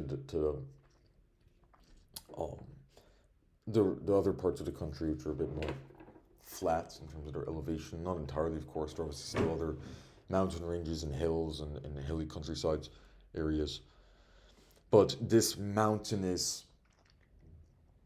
geography has always given the Kurdish militants in the region, from the PKK in southeastern Turkey to the groups like the KPD and the PUK in Iraqi Kurdistan, that have been fighting insurgencies against the Iraqi government since the 1960s, and sometimes fought each other. We know that there were some inter-rebel war interactions that have occurred throughout the 20th and 21st century. The insurgent activities of these groups was aided tremendously by their mountain terrain. That provided not only a springboard for strategic planning for military operations, but also a area in which they had a sort of asymmetrical balance of power over the Iraqi troops, the ground troops, or the Turkish troops, or the Iranian troops, whatever sort of state power they were fighting against, because it was always being much more difficult for those troops to penetrate into these very inhospitable, very harsh mountain terrains than the other way around, for the mountain Kurdish insurgents to penetrate into more flat areas of the non-Kurdish sort of areas of these states like Iraq, Turkey, Iran, Syria to a lesser extent. I don't think northeastern Syria is quite as mountainous. For those who don't know, northeast Syria also has a heavy concentration of Kurds. That's actually where Rojava is located. And Rojava is the autonomous administration of northeast Syria. It's not quite as mountainous as southeastern Turkey or Iraqi Kurdistan, but it's a little bit more mountainous than the rest of Syria. Nonetheless, this has always been a key factor, and not only is it a key factor in the geopolitical struggles of the Kurds pertaining to the Middle East, but it's also an important source of Kurdish culture, for example. I believe this is something that Reza Negarestani writes about in that footnote that I highlight. There's this very famous Kurdish ethnic slogan or motif, no friends but the mountains, just essentially refers to the importance of the mountain ranges as a symbol of solidarity for the Kurdish people, as a symbol of their indomitable spirit, their warrior spirit, their sort of Highlander spirit, their tendency towards guerrilla and irregular warfare. Very, very cool stuff. And not only is it a cultural symbol for the Kurds, but I think if we apply the framework of object-oriented ontology, we begin to see that perhaps what Negarestani wants us to think of is to think, well, prioritizing humans at the top of the ontological hierarchy has resulted in so much environmental and ecological destruction that what if we try something else out for a change? Maybe that's a bit of a moralistic approach that Negarestani wouldn't necessarily be too fond of, but it's certainly something that we can associate with the type of approach of object-oriented ontology that I think is very important for understanding this book. That gives rise also to deep ecology. Deep ecology, deriving from object-oriented ontology, essentially takes a more activist sort of approach and says, well, if humans aren't at the top of the ontological hierarchy, and we should consider non-human relations, entities, and how a non-human entity would sort of be shaped by or interact with a human process or even perceive a human process. That sounds like it's giving some sort of anthropomorphic quality to the natural world, but that's not actually what the deep ecologists and the object-oriented ontologists are trying to do whatsoever. They think actually that the fact that we would even think that perceiving or conceiving of the natural world as reacting to humans, the fact that we would think of that idea as an anthropomorphic idea in the first place is a symptom of the cause, a symptom of the problem of anthropocentrism and the problem of this very, very pro-human to the exclusion of everything else type of ontology that they would say is quite hegemonic today. So Negarestani would have us consider, well, what if the mountain is actually a geopolitical actor in its own sense? The mountain is a geopolitical actor. The oil, as we'll see, which is very important in this book, the oil that flows through the carcass, he calls the Earth's surface a carcass, I think, throughout the book, that flows through the carcass of the Earth, this is actually quite important, right? So that's object-oriented ontology. That's how it gives rise to deep ecology, and it's very important, I think, for understanding this novel, especially, or not this novel, it's not really a novel, but this book, especially when you get into the side of the military theory side of things, when he's describing, when people like Negarestani and Deleuze describe war and military theory, they often analogize human activity in war to the likes of the initiatives taken upon by predatory animals in nature, wolves, lions, tigers, spiders, these passionate, frenzied killers. They analogize human war to these animalistic sort of tendencies. rationalist and humanism is actually somewhat related to what I talked about with Nick Land earlier. So, saying that, well, if you identify the tendency towards rationality and quantification as a key tendency of liberal modernity, inevitably you're going to arrive at a sort of inhuman philosophical mindset, because that doesn't, as someone like Heidegger would point out, that doesn't really jive with our innate human tendencies. If you take an anti-rationalist perspective, which is the perspective that I've sort of arrived at, the idea that these calculated, hyper-pragmatic, economic sort of creatures that weigh everything out that we perform on the basis of cost-benefit analysis, of cause and effect, of maximizing our material gain and minimizing material costs. There's sort of basis of economics and of positive approaches to the human sciences. The anti-rationalists would say that this is a bankrupt approach, but at the same time, it is sort of a necessary, not just a precondition, but I would say corresponding factor to rationalism. And so from there, you arrive at a sort of rationalist and humanism. But obviously, I think it's quite apparent that humans do not really behave on this sort of basis. So those are the philosophical intellectual schools that he traversed throughout his career. And then we have regular contributor to avant-garde outlets like Collapse. And by the way, when I say that he traversed through, when I use these past tense phrases, he's still alive. Negarestani is still alive. I think he was born in 1997. So he would be, around 47 years old today, I think. Am I correct in that? Yeah, around 47. He's still alive, but again, the point is his current philosophical output really just is completely alien, completely different to what came before. What he wrote about in books like Cyclonopedia. So he's a regular contributor to avant-garde outlets like Collapse, which is a magazine of philosophical research and development published by Urbanomic. Urbanomic, as I mentioned, is actually a very interesting publishing house. I'm sort of trying to, ideally, I want to get my first book published by them, even though I have been considering some other publishing houses. But they do a lot of great work in continental philosophy, even some work in the sciences, very interdisciplinary nature, and are described as a publisher and cultural producer based in the UK, aiming to engender interdisciplinary thinking and production. So he published, let's see if this book was published by Urbanomic. No, this Cyclonopedia was actually published by Reed Press, not Urbanomic.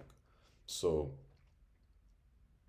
that's an important distinguishing factor. But they have published other collaborative efforts of Reza Negarestani. They've published much of the material that was compiled by the CCRU and its members, like Nick Land and Mark Fisher, Sadie Plant. Some people that are sort of adjacent to the CCRU, like Ray Brassier.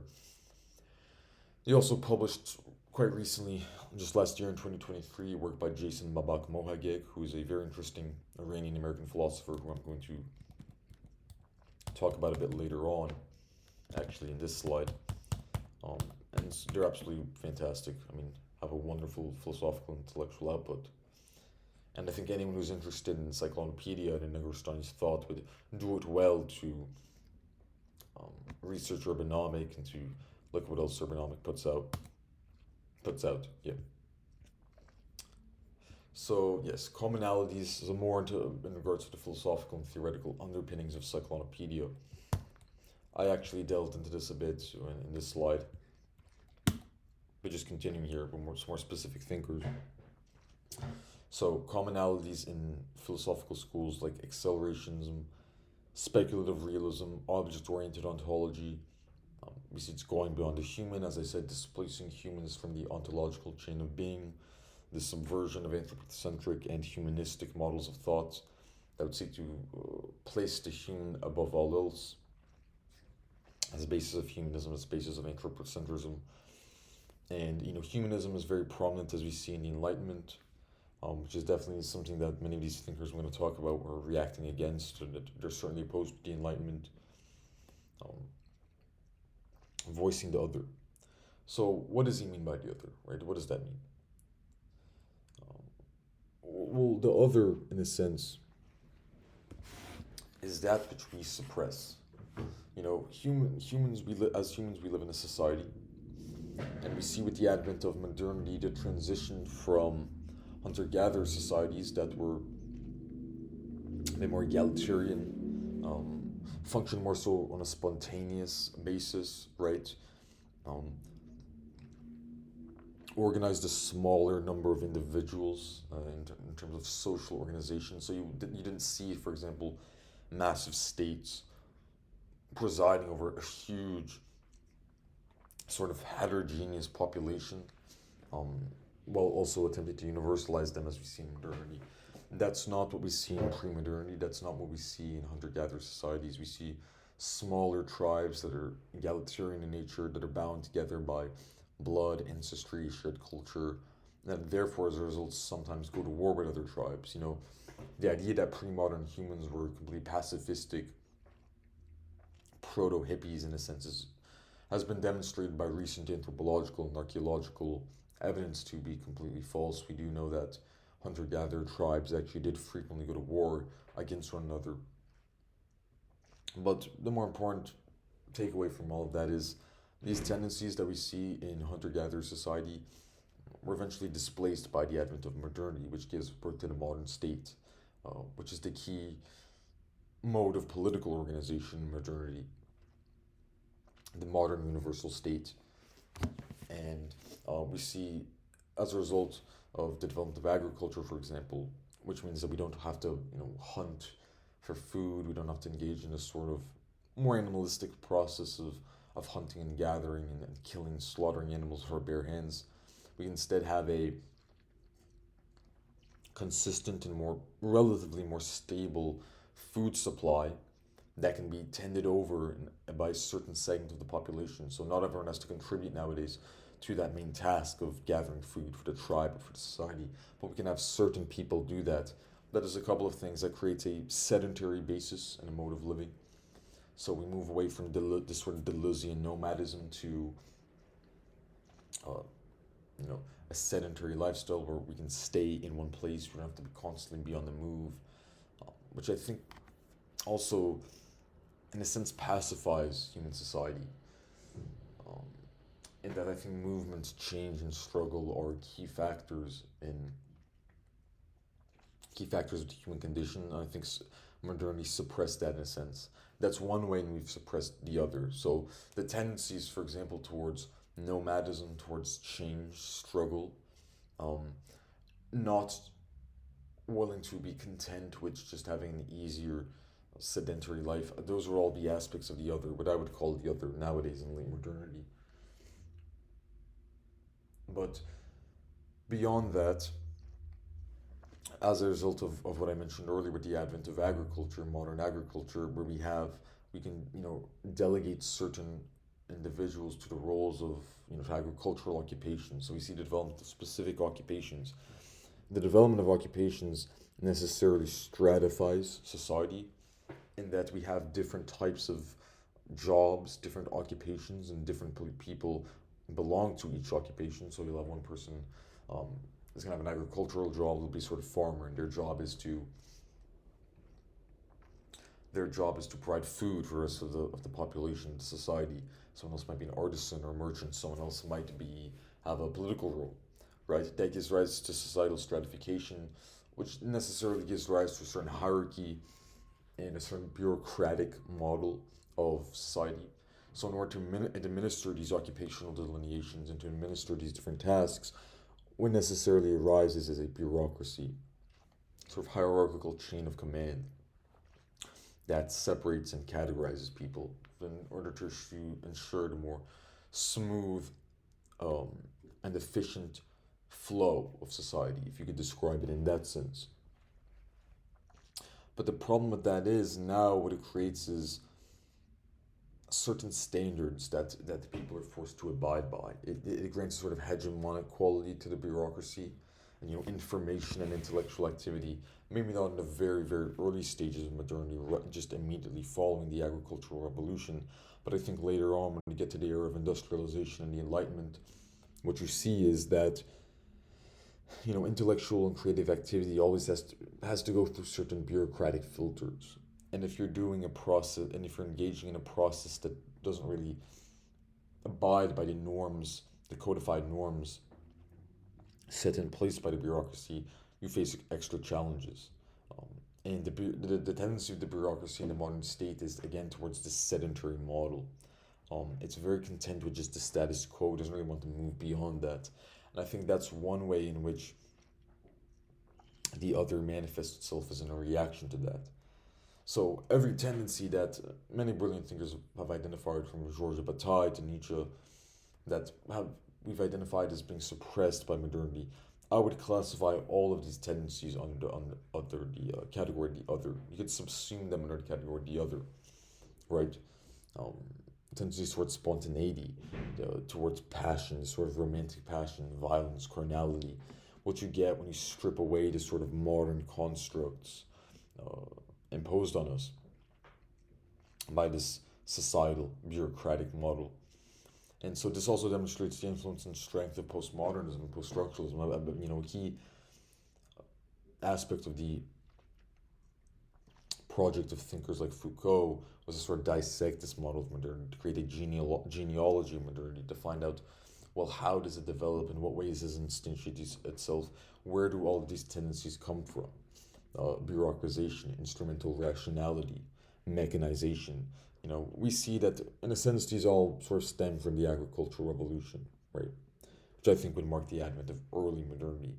And so there's certain tendencies, human tendencies, that have been continuously suppressed by this process. And what the postmodernists and post-structuralists want to do is to dig up these processes from the dense, thick piles of dirt and biomass that have obscured them for so long, to break apart these chains and walls and gates and shackles, and unleash what they think is at the core of humanity.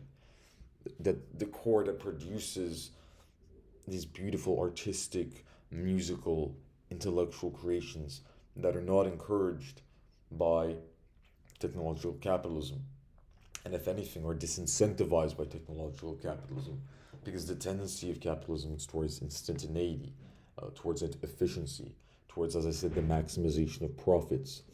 In order to do that, the engines and drivers of the capitalist process have to appeal to the widest variety of people possible, the widest range of people possible, in order to maximize profits. But as David Foster Wallace so intelligently stated, man is united by his most base elements.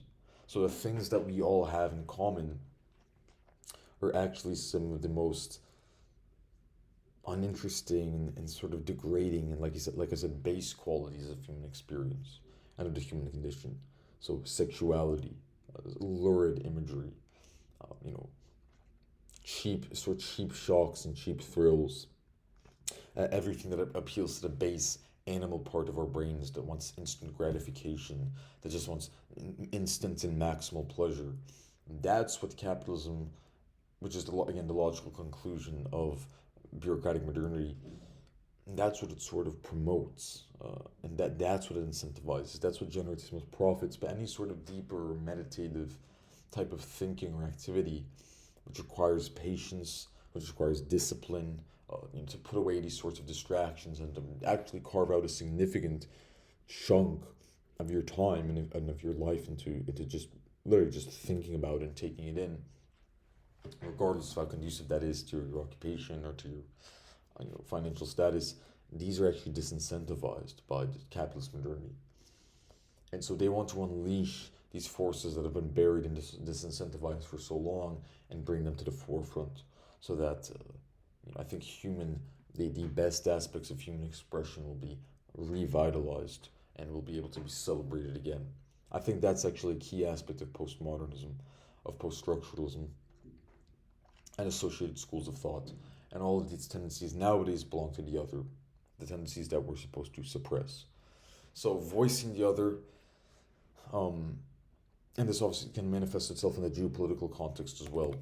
As I've stated with Negarestani, Mohagig also makes a similar point when he correlates these artistic processes to geopolitical phenomena in the Middle East, like revolutionary ideology, radical extremist thought. It's another way of sort of attempting to dethrone modernity and add a more artistic or poetic quality to human life. That's what he identifies as being at the core of revolutionary ideology, radical extremist thought, and quite provocatively and quite controversially, even terroristic activity. Right, as Baudrillard says, I've read about Baudrillard here. He says that art and terrorism share the same metaphysical essence. So, yeah, as I've mentioned, I already talked about the influence of philosophical pessimism with Schopenhauer and Chiron briefly. I'm going to get into that in more detail, but before I do so, I'm just going to take another break, a quick water break, and also just a break for the audience to sort of recuperate and maybe recollect their thought and think about what has just been stated. But I will get back to this, and I think I actually intended for this video to originally just be a one-part, sort of 1 to 2 hour long lecture, but because of how much material there is to cover, I don't actually know if that'll be possible within the sort of time constraints that I have. So there'll likely be a part 2 to this video where I'll continue to flesh out my sort of analysis of Cyclonopedia. But as I said, brief pause ensues right now.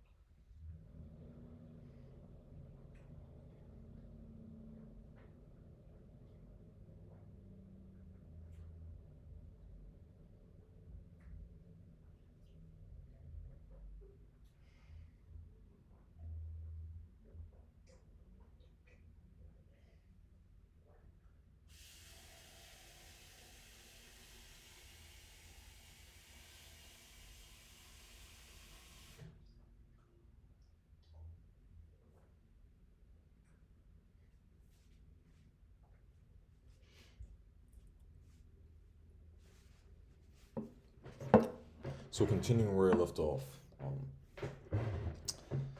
Schopenhauer and Chiron. So, Arthur Schopenhauer, 19th century German philosopher,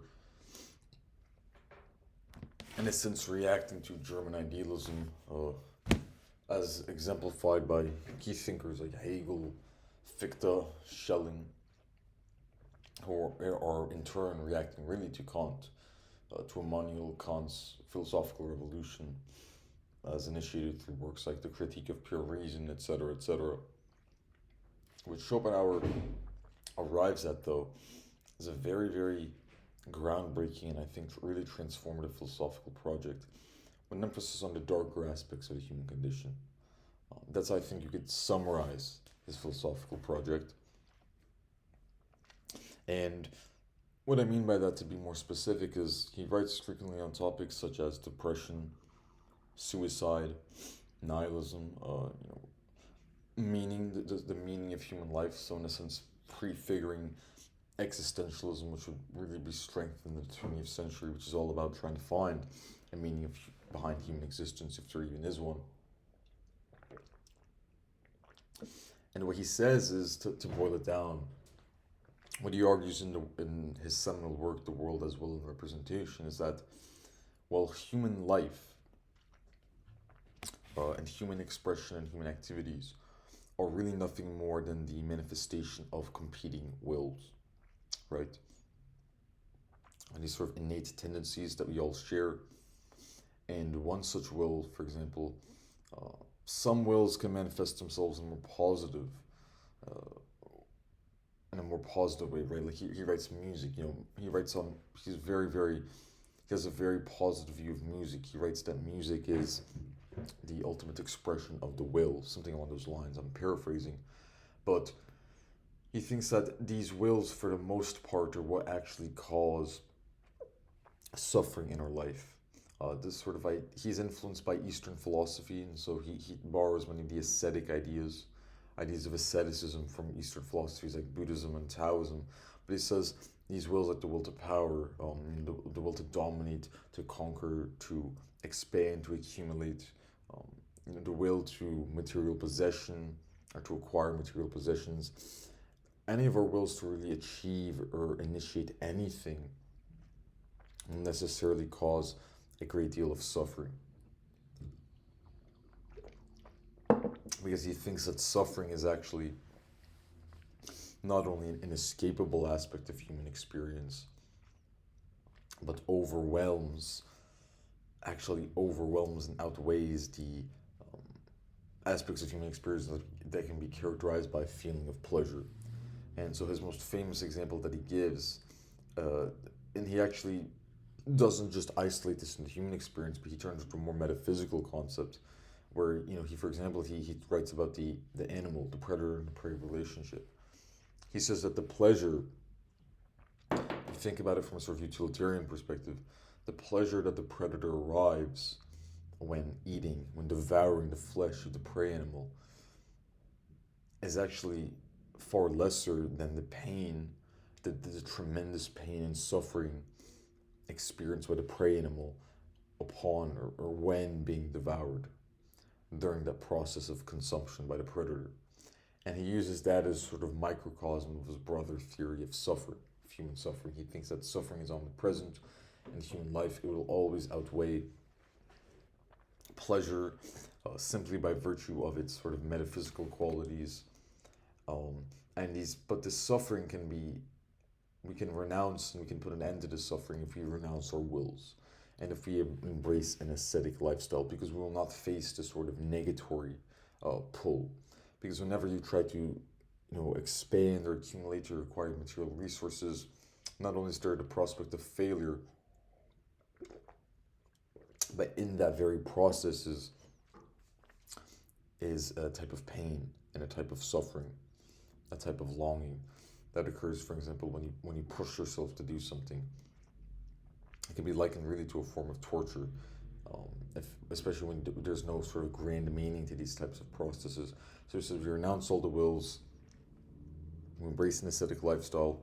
He says, don't commit suicide though, because suicide is actually, he says suicide is actually vitalistic in a sense. When Schopenhauer is writing about suicide, he says it's a life-affirming philosophy because it's characterized by this sense of vitality, by the sense of passion. You're so obsessed with a certain idea that you will do anything to achieve it, even if it entails your own death. That's what he characterizes suicide as. It's just sort of the metaphysical mirror of life. And so he's against suicide because he thinks it's actually too optimistic. So instead, as you can see, he's an extremely, extremely pessimistic philosopher. So he sort of originates, or at least philosophical pessimism originates from him. And he says we can renounce that through an ascetic lifestyle.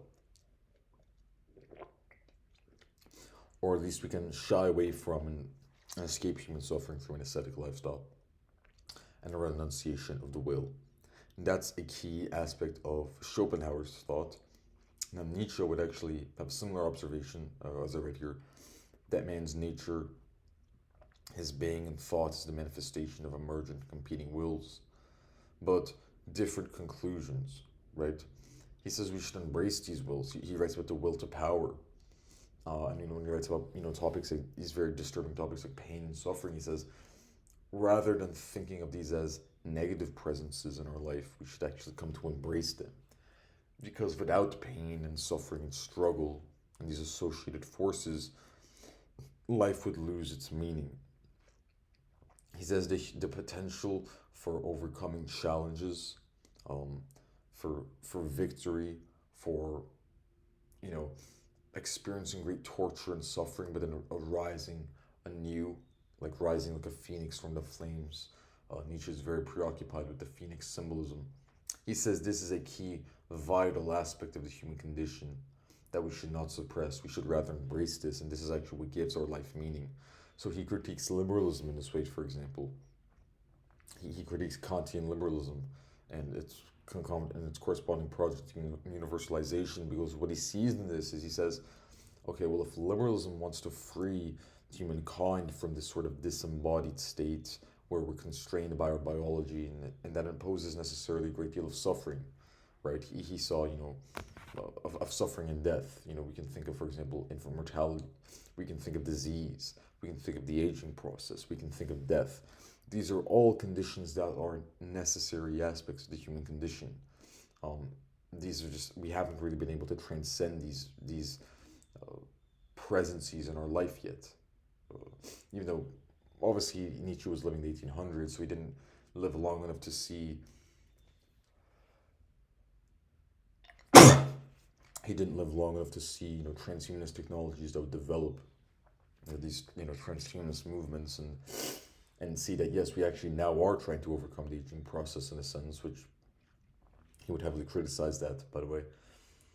But he saw in liberalism, with its notion of linear progress and universality, this idea that we should overcome these sort of aberrations of human existence. We should overcome, anything that causes us suffering or pain. We should sort of maximize pleasure. That's really the basis of utilitarianism. Utilitarian ethical philosophy is outlined by thinkers like John Stuart Mill and Jeremy Bentham, and that utilitarian basis actually underpins and underlies fields like economics, which, at least orthodox economics, is a very sort of liberal field. The philosophical presupposition of economics is a sort of liberalism that Nietzsche would be against. And what he points out, he says, well, what is the end point of all of this progress, this linear progress?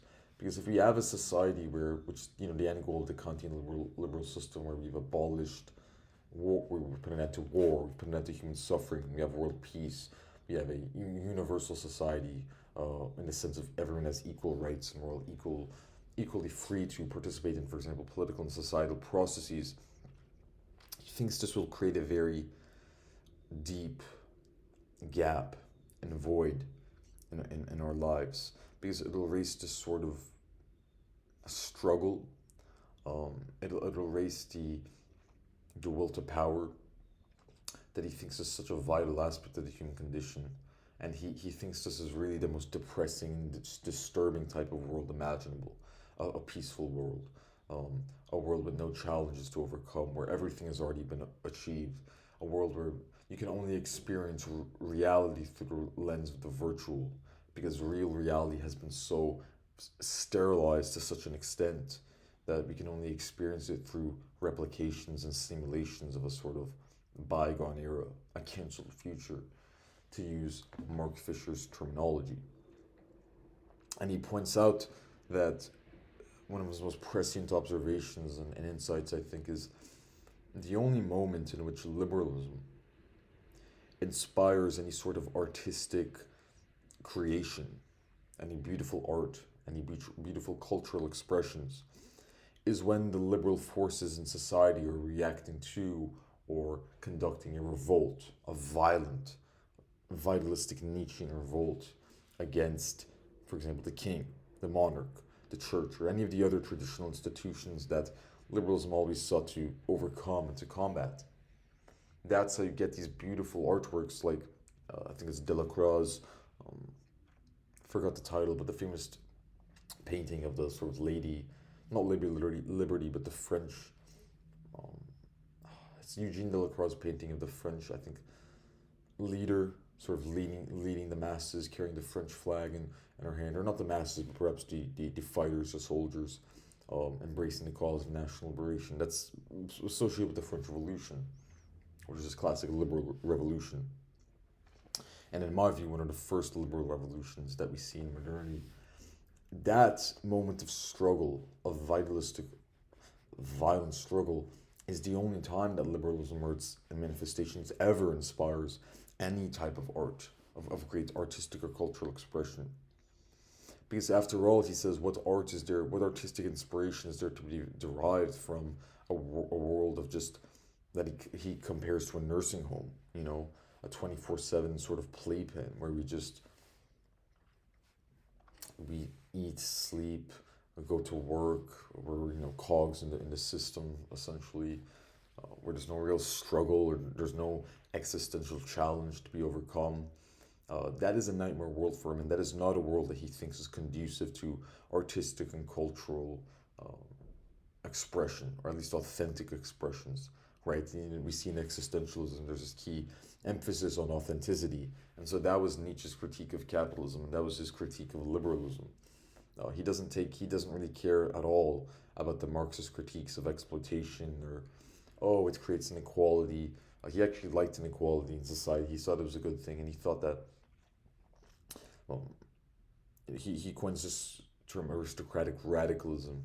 He writes that there's certain acts, there are expressions of heterogeneity that will set a man apart from the undifferentiated, just sort of complacent masses, right? And this could manifest itself in various realms, whether it be impressive physical accomplishments and athletic pursuits, intellectual achievements, creative or artistic achievements. He groups all of these under the category of aristocratic radicalism. And very controversially, he thinks violence and war would actually also count as a part of aristocratic radicalism, because again they would differentiate a man from the complacent masses of modernity. So that's an explanation of Nietzsche's thought, and he recognizes, yes, suffering and pain are omnipresent in human life. We can't really erase it. It's just sort of a part of our condition. He recognizes that the utilitarian ethical framework, or just sort of philosophical framework, is in a sense bankrupt, because it doesn't really even make any sense to continue living. If you operate under utilitarian framework, you would have to maximize pleasure and minimize suffering, because how could you even measure that, first off? And what would even count as pleasure? What would count as suffering? After all, everyone experiences physical pains.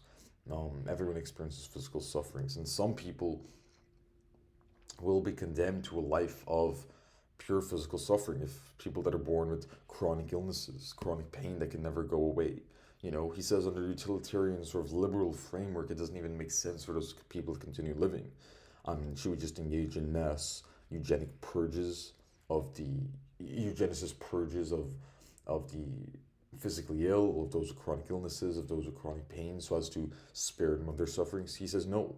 This is a bankrupt framework. We have to move beyond that, and we just have to realize, instead of Schopenhauer's asceticism, which he thinks can lead to a form of puerile mysticism where we retreat into an insular, internal world, he says we should actually embrace the external world. We should not pursue this ascetic approach, we should actually embrace this type of pain and suffering, not shy away from it. But like he would agree with Schopenhauer on the nature of the will, right? The will to power, to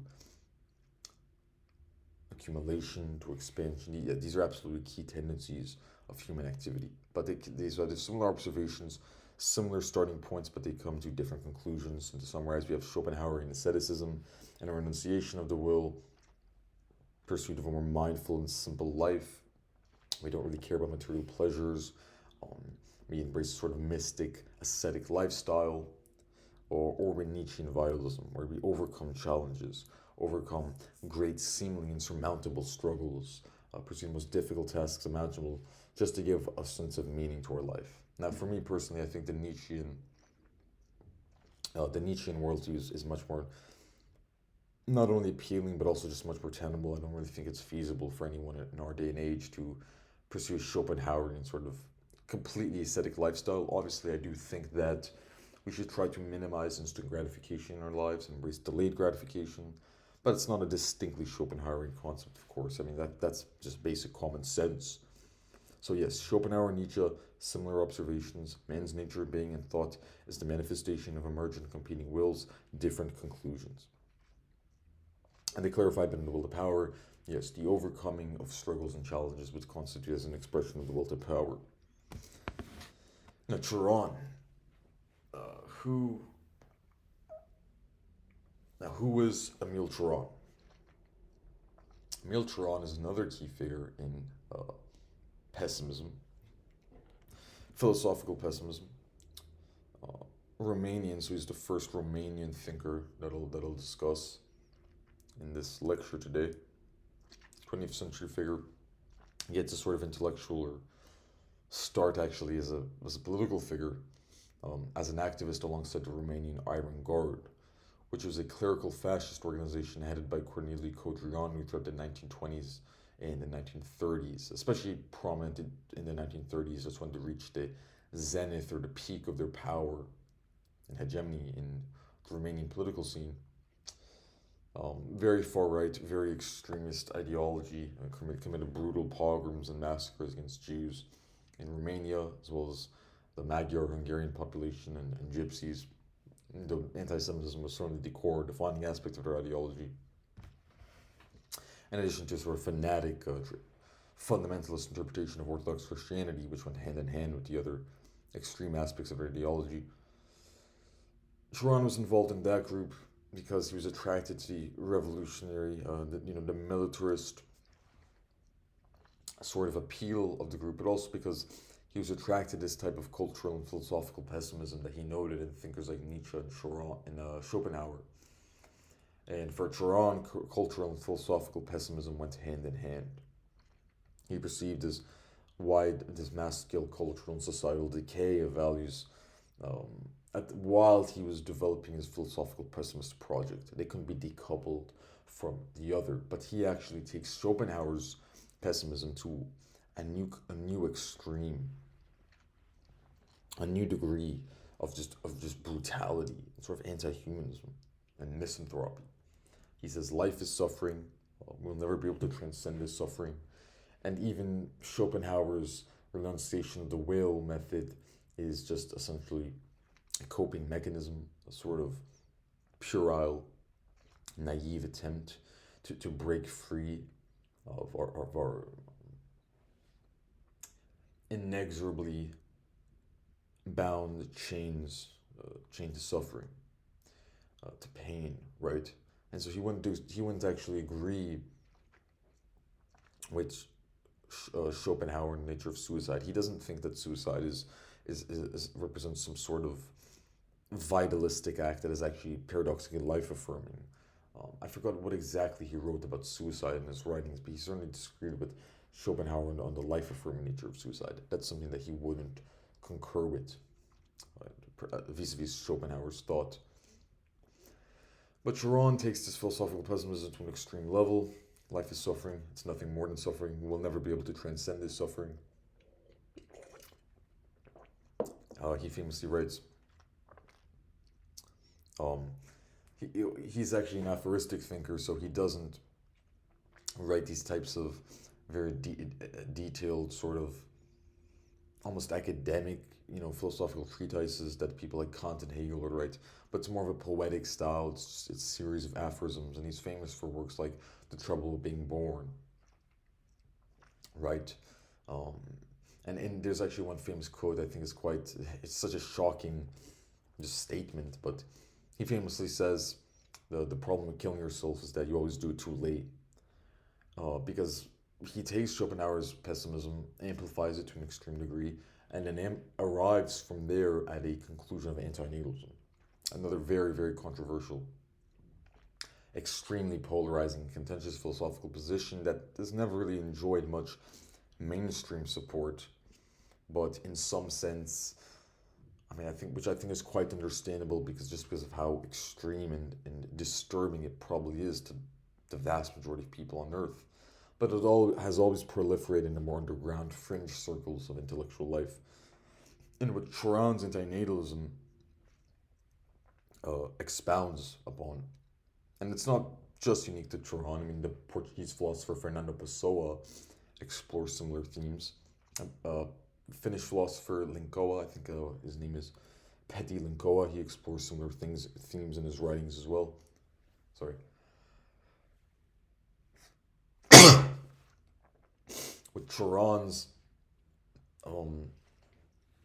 I think Turan is the most articulate, the most brilliant um, proponent of the viewpoint of antinatalism. Antinatalism takes pessimism. Well, it recognizes, okay, if life is suffering, and that we can never transcend this suffering, and this suffering outweighs any sort of pleasure that we experience in life, then why would we even bring more life into the world? Why would we? What's the point of human reproduction, right? Isn't this actually a negative thing? After all, you're spawning to the world, as Tron would say, um, a life that will be characterized by suffering and pain. You're just bringing more suffering and pain into the world. So why would you do that, right? It's a very philosophical analysis of this type of the problem of birth and the human condition.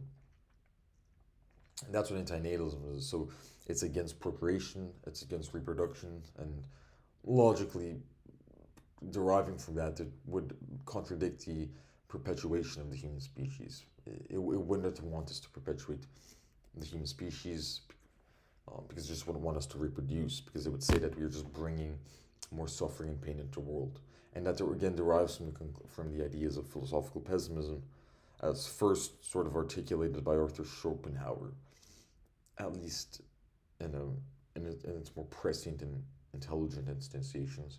I'm sure that there were some thinkers and some individuals who wrote about similar ideas of philosophical pessimism predating Schopenhauer, but Schopenhauer definitely compiled them all together into a very intelligent, very influential philosophical oeuvre.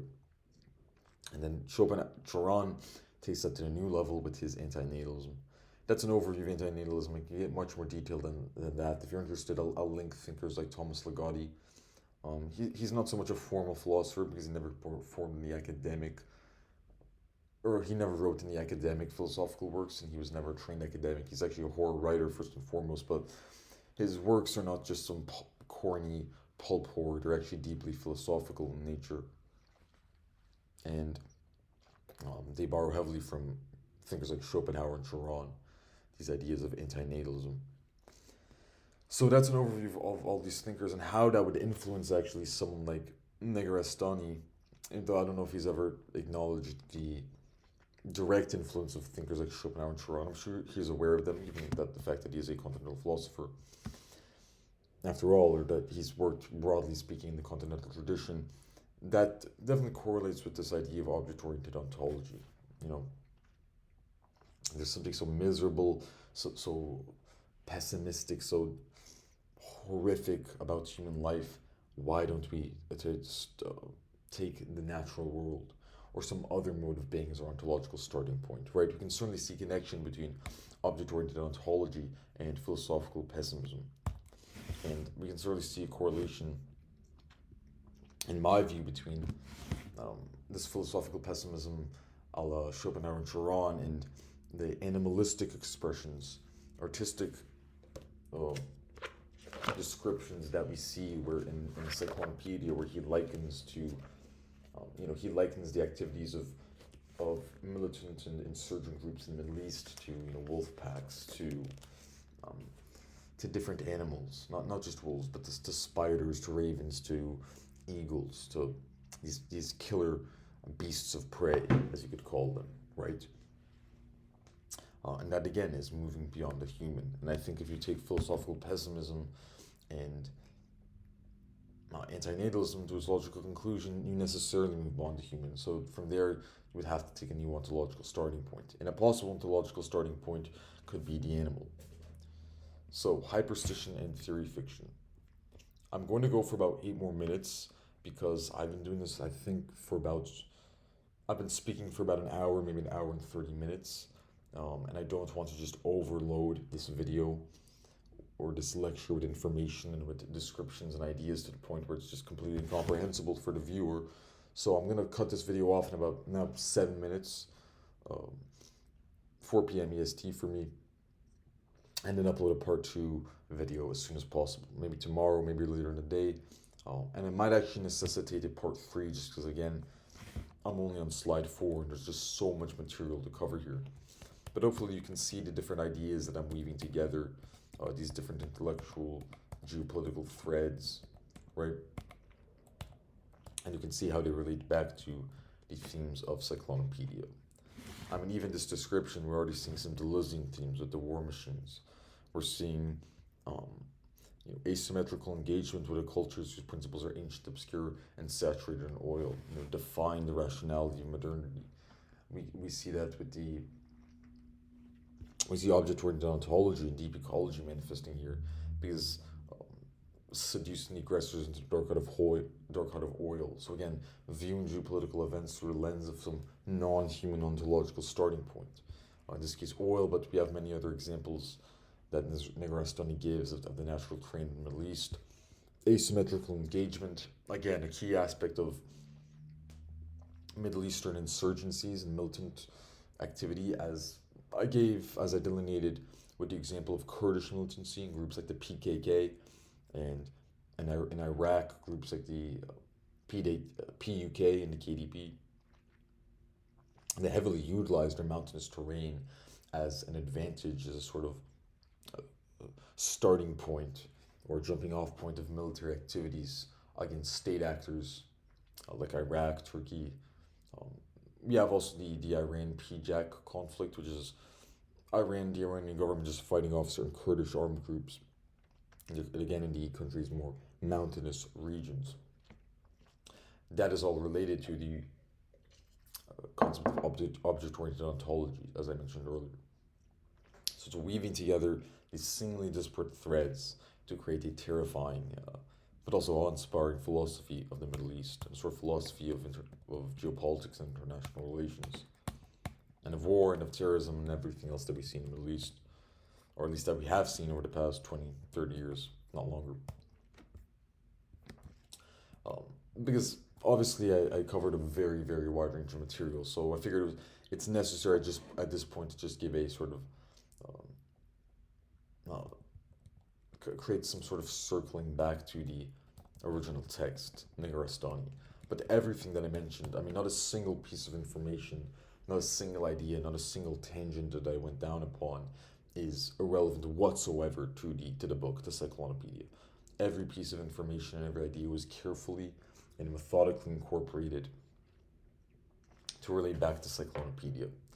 I just think because of how dense the sort of theoretical and philosophical background of this book is, if you don't have an extremely solid grasping of what it's trying to get at here with all these continental philosophy ideas, you're going to be completely lost. And so therefore, any understanding of the book necessitates a deep, deep understanding of these different thinkers and these different schools of thought, these different ideas, these conceptual sort of chassis or skeletal frameworks. It's all related. Now the next slide. Hyperstition, theory fiction, Deleuzean philosophy, the limits of the angle box, and the geopolitics of linguistics. So quite a dense array, a dense kaleidoscope or conglomeration of ideas and theories here. But what's hyperstition? So hyperstition is defined by Nick Land as, he defined this in an interview, by the way, defined by Nick Land as the experimental techno-science of self-fulfilling principles. Betrays the influence of hyper-postmodern cult practices like chaos magic, William Burroughs' cut-up technique, the idea of language as a virus,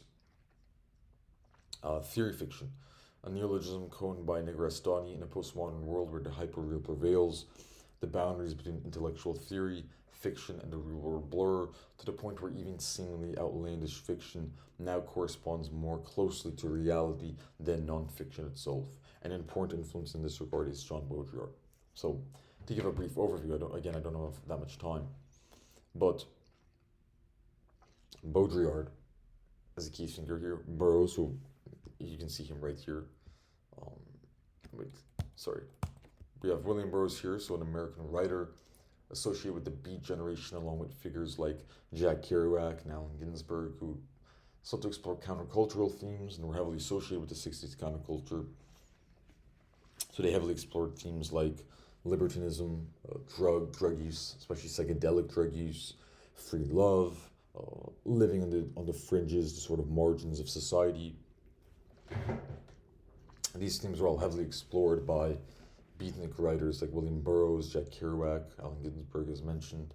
We have Jean Baudrillard, who's a postmodern or post-structuralist French philosopher. He actually frequently rejected both appellations. He said he didn't really want to be associated with any movement. But I think, given the themes and ideas that he explores and the motifs that he explores throughout his oeuvre, postmodernist and post-structuralist are actually quite appropriate terms. And they're both extremely relevant to what I'm going to explain, because this book is actually intended to be a theory fiction work. So, in my last slide, I go into a lot of detail on the actual structure of the book, the literary structure, when you actually read through it. To give you a brief idea, a brief overview, you have your, sort of intro blurbs from people as wide-ranging as Graham Harman to E. Elias Merhige, or Merhige, I'm not quite sure how to pronounce his last name, so I might have butchered that, who directed the film Begotten, experimental sort of horror film that Negarestani draws on quite heavily. I'm going to talk about the intersection of film and the book Cyclonopedia in much more depth as I continue throughout this lecture. But you get the table of contents, and if you can hear that sound, it's just me flipping through the pages. We start off with this ominous symbol, I believe which is inspired by Gnosticism, or sort of Gnostic religion. This early sort of precursor to some of the Abrahamic religions, where we have some wolf-like creature holding an axe, giving it to a girl.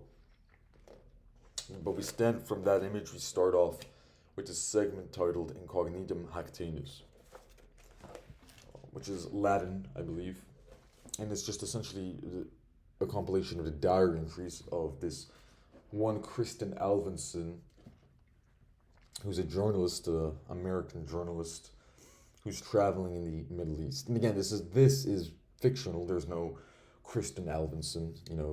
No one named Kristen Alvinson actually took plane flights to Turkey and other places in the Middle East in 2005. But this is the fictional framework of the story, or at least this is the first sort of framing device. But we'll see how this intersects with theory and with nonfiction. We have this fictional framework where Kristen Alvinson, an American journalist, has gotten in contact with Reza Negarestani, who is the actual author of the book. So it's this sort of blurring of the lines between reality and fiction, because Negarestani didn't write the book, and he is a real thinker, he is a real philosopher, but obviously he was never actually in relation to, he never actually had any contact with someone named Kristen Alvinson. So the character of Kristen Alvinson is just that, a character. But the framing device here that we see in all these journal entries is Kristen Alvinson is an American journalist who's very curious about the Middle East. Some hipster type character, expresses her interest in bands like Death from Above 1979, musicians like Frank Zappa, and references several sort of experimental French films like Trouble Every Day. And again, I'm going to dive into cinematic references in Cyclonopedia because they're extremely important. But she's reading Reza Negarestani's philosophical works. She's quite interested in them. I believe it mentions that he actually contacted her first. And then from there, she uncovers this manuscript, Cyclonopedia, which is obviously the title of the work. And contained within the manuscript are the documents of one, I believe this is something that's in the framing of the story. Negarestani actually gives to this journalist Kristen the hidden documents, the long-lost manuscripts and academic writings of this renegade academic named Dr. Hamid Parsani, who apparently had quite a prolific intellectual output in Iran throughout the 20th century, but was at some point suppressed by the regime of the Shah, specifically the Savak secret police.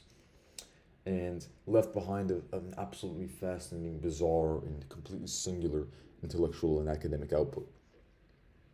And so Negarestani hands her the output, hands her the long lost manuscripts, and then from there, what happens afterwards is we see a delineation and a complete sort of overview of the manuscripts of Dr. Hamid Persani, but they're not actually overlaid or presented from the perspective of some third person, say omnipresent, omniscient narrator. We just get the actual manuscripts themselves.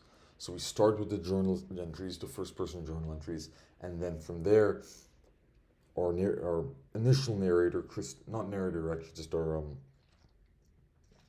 initial sort of ontological starting point, Kristen, writes in her journal diaries, explains what is occurring at the moment, finds the manuscript, and then it's this blurring of reality and fiction. She opens the manuscripts, and that is what the reader sees from then onwards.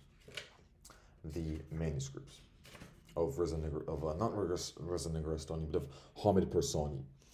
So that's where we see many of the theory fiction elements and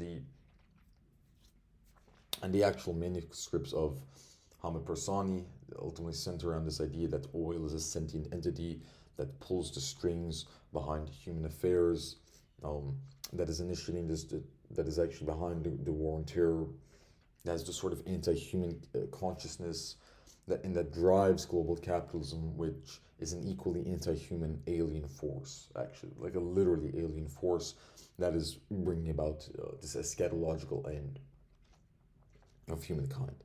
That is the quickest way to condense the overarching theme or the underlying theme of Dr. Persani's writings. Again, Persani, not a real philosopher, not a real thinker, just exists for the purposes of the book. But we have these very abstract and occult sort of concepts, esoteric concepts, that are used to paint a picture of what's actually happening in the real world, to paint a picture of capitalism, to paint a picture of the war on terror, and to exemplify and sort of pull out from their subterranean hiding place the more insidious and more fascinating aspects of these phenomena, these ideas, these movements and tendencies that we see in the Middle East, like insurgency, global capitalism, the war on terror, etc., etc. It's using the language of occultism and esotericism and this very avant-garde, brutally artistic, these poetic descriptions to explain very real processes, and imbued throughout this process is again a sort of fictional narrative. So that's theory fiction. It's extremely dense, extremely intricate, but the actual term theory fiction was coined by Negarestani, and it ultimately is influenced, certainly in some sense, by Nick Land's idea of hyperstition, where the easiest way to explain it, hyperstition would be that as a result, partially, of the tendency towards instant proliferation and ease of access that we see as a result of the internet age, this sort of decentralized system of knowledge and information that is the internet, combined with the tendencies of mass culture, mass media, pop culture, etc., an idea that can start off as nothing more than a complete fiction, or that appears to be nothing more than a fantasy with no basis on reality, some sort of abstract or even supernatural concept, actually either permeates reality to the extent that it's not part of reality, or accurately describes reality in such a way that there's no use in conceiving of it as some sort of supernatural or just abstract sort of immaterial concept, but there is use, on the other hand, in conceiving of it as actually real. So, for example, if one were to compare the activities of ISIS, their sort of beheadings, their decapitations, their violent terrorist attacks, to, say, occult human sacrifice methods wielded by secret societies, which seems like a very bizarre sort of connection that would only be employed for artistic purposes, right? Not for any objective academic analysis of the practices of a terrorist group like ISIS. There would be no point actually in distinguishing between the subjective analysis and the artistic expression, because the manner in which ISIS reproduces itself nowadays, or not nowadays, but maybe throughout the 2010s when they're actually still prominent. They've been defeated quite significantly.